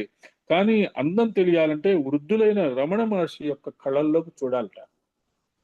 ఆయన చూస్తే మనకు అర్థమైపోతుంది, తెల్లటి గడ్డము, ఆయన తెల్లటి జుట్టు. కానీ ఆయన వృద్ధుడుగా ఉన్న ఎంత చక్క శ్రీరామశర్మాచార్య గారు కానీ, లేదు లాహిరి మహాశయ గారు కానీ, వాళ్ళని చూడంగానే మనకు అర్థమవుతుంది వాళ్ళు ఖచ్చితంగా 60 ఏళ్ళు 70 ఏళ్ళు ఉంటాయి. కానీ వాళ్ళని చూస్తే ఎంత ప్లెజెంట్ గా ఉంటారు. అది ఆ ప్లెజెంట్నెస్ మనలో రావాలి. దానికోసం అని మనము ఓం శ్రీ వృద్ధాయ నమః అని తలుచుకుంటున్నాము. రుద్ర నమ్మకంలో పరమేశ్వరుడికి కూడా వృద్ధుడు అనే పేరుందంట. నమో వృద్ధాయ సంవృద్ధినైద అని ఆయనకి ముసలాయన అని పేరుంది. ఇద్దరు ముసలివారే కాబట్టి అమ్మవారు ముసలివారే, అయ్యవారు ముసలివారే.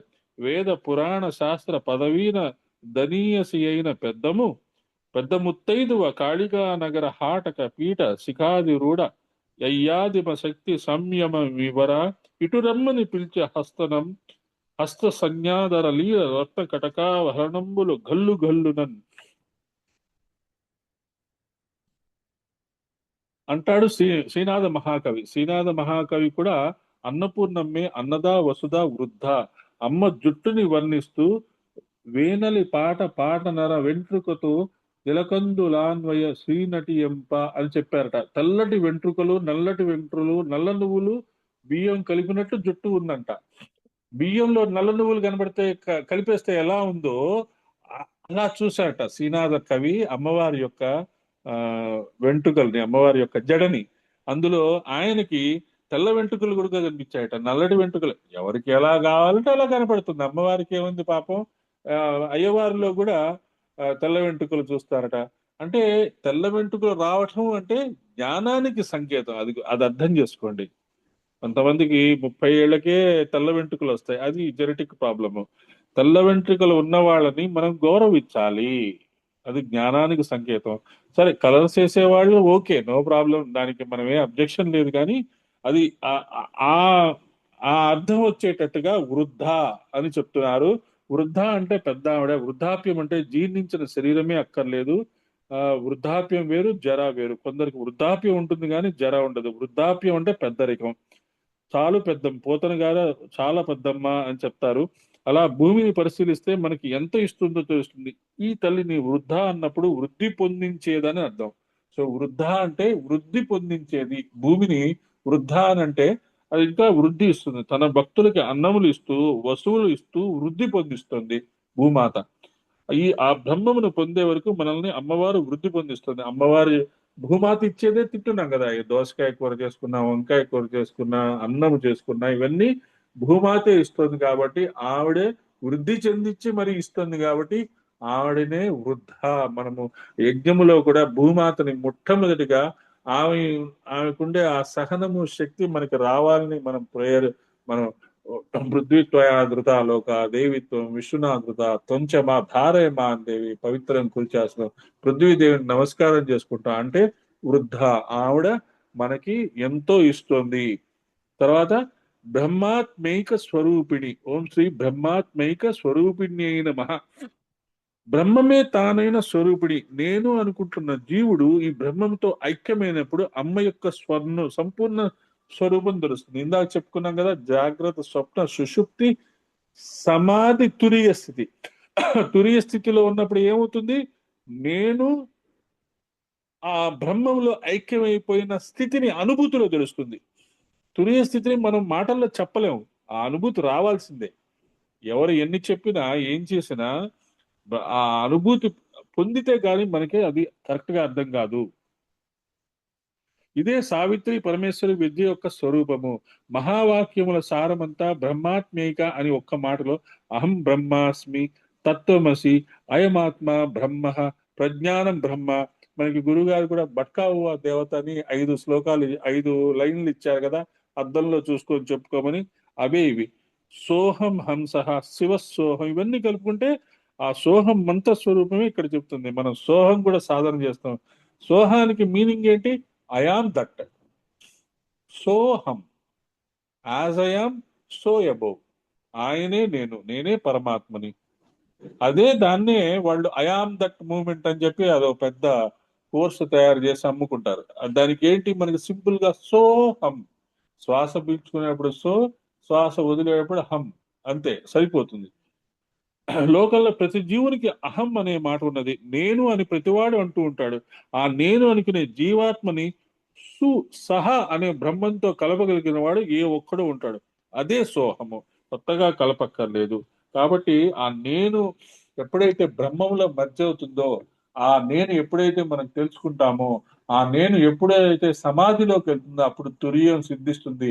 అదే ఆ నేను తెలుసుకోవడమే హూయామై అనే విద్యగా మనకి రమణ మహర్షి గారు చెప్పారు. అది కనుక మనం అర్థమైపోతే ఓం శ్రీ బ్రహ్మాత్మైక్య స్వరూపిణ్యై నమః అనేది మనకు అర్థమవుతుంది.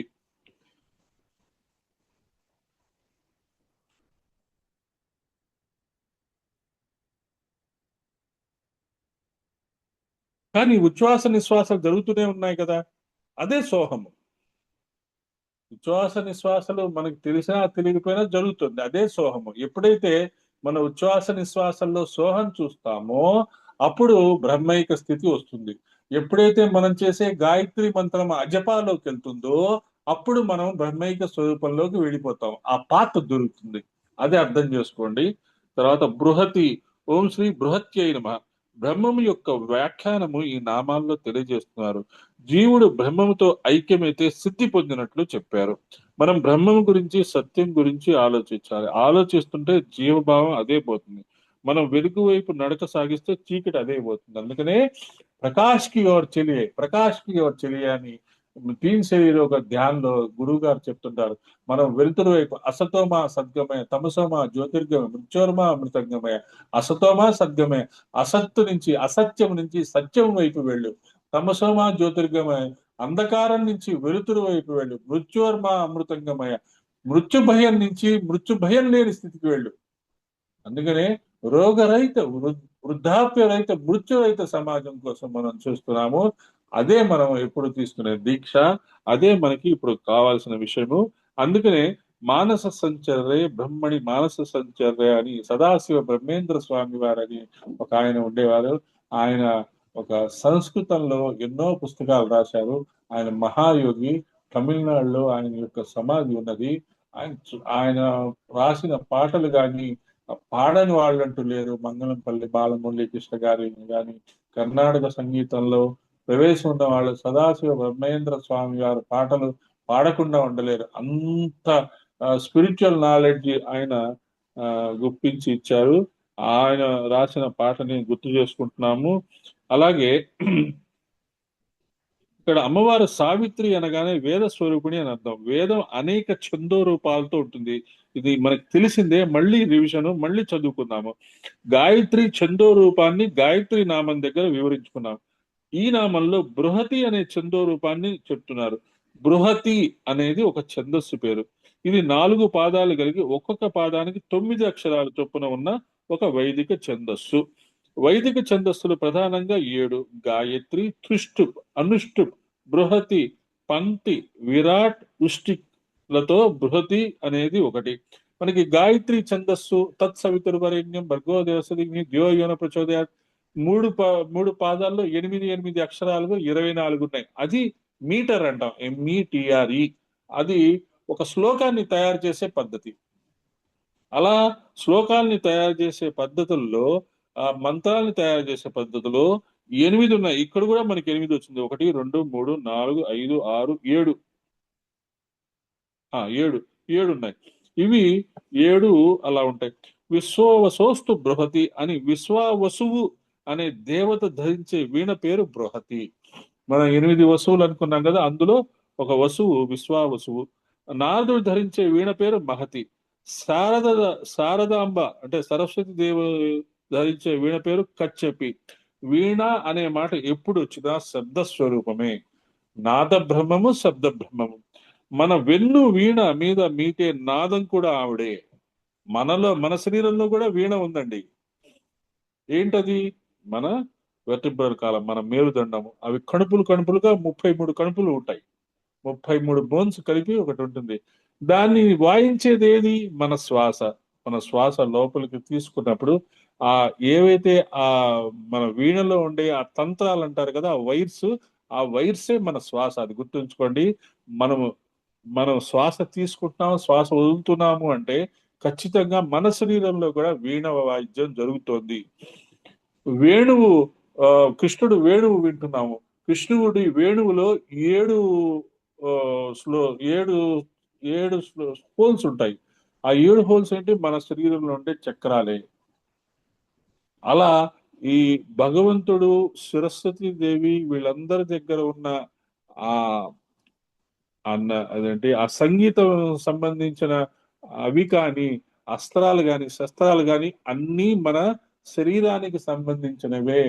సింబాలిక్ గా మనం అర్థం చేసుకోవాలి. అది మనం అర్థం చేసుకోవాల్సిన విషయము. హంస అంటే సూర్య భగవానుడు.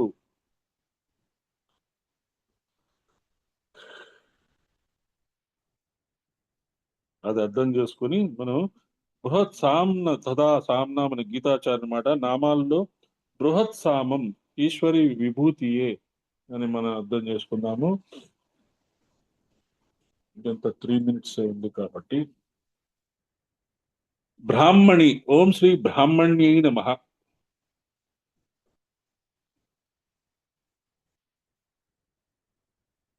బ్రాహ్మణుని కర్మకి బ్రాహ్మణి చాలా అవసరము. వేద ధర్మ జ్ఞాన తపస్వరూపిణి అని దీనికి ప్రధానమైన అర్థాలు. ఈ రూపంగానే కాశీలో కనపడే వ్యాసుల వారికి భోజనం పెట్టింది అమ్మవారు. బ్రాహ్మణుని భార్య బ్రాహ్మణి. ఒక్క సరి అయిన బ్రాహ్మణుడు కనిపిస్తే అతని పాదాలకు దండం పెట్టవచ్చు. మళ్ళీ మళ్ళీ మనం గుర్తు చేసుకుందాం, బ్రాహ్మణుడు అనేది ఒక క్యాస్ట్ కాదు. ఇతరుల కోసం జీవించేవాడే బ్రాహ్మణుడు. మంచి వాళ్ళు ఎవరైనా కనబడితే, పెద్దవాళ్ళు బ్రాహ్మణులైనా కానీ, ఎవరైనా వాళ్ళు చదువుకున్న వారు, వాళ్ళు గొప్పవాళ్ళు అనగానే మనకి కాళ్ళకి దండాలు పెట్టాలనిపిస్తుంది కదా, అది నిజము. సర్వే దేవ వేద విధి బ్రాహ్మణే సంవసంతి అని శాస్త్రము. అనుష్ఠాన పరులైన వేదవేత్తల్లో సర్వదేవతలు ఉంటారు. అసలు బ్రాహ్మణ శబ్దానికి అర్థము జన్మతః అతనికి బ్రాహ్మణత్వం ఉన్నప్పటికీ వారు సంస్కారంతో బ్రాహ్మణత్వం నింపుకుంటారు. అది అర్థం చేసుకోండి. వాళ్ళు చేసే మంచి పనుల వల్ల బ్రాహ్మణత్వం. వాడు బై బర్త్ బ్రాహ్మణుడైనా ఏదో పనులు చేస్తే వాడు బ్రాహ్మణుడు కానట్టే లెక్క.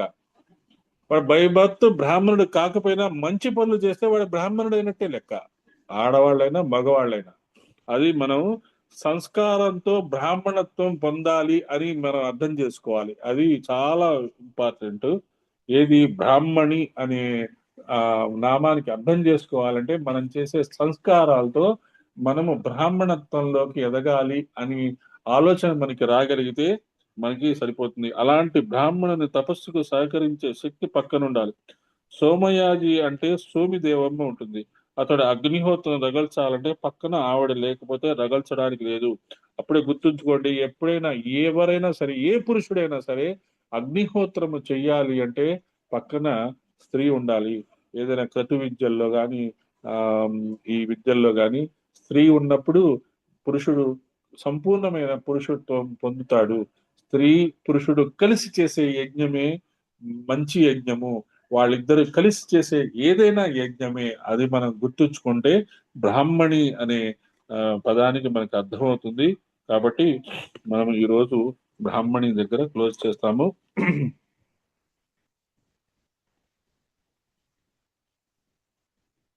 స్వస్తి ప్రజాభ్య పరిపాలయంతాం న్యాయేన మార్గేణ మహిం మహిషాః. గోబ్రాహ్మణేభ్యో శుభమస్తు. లోకా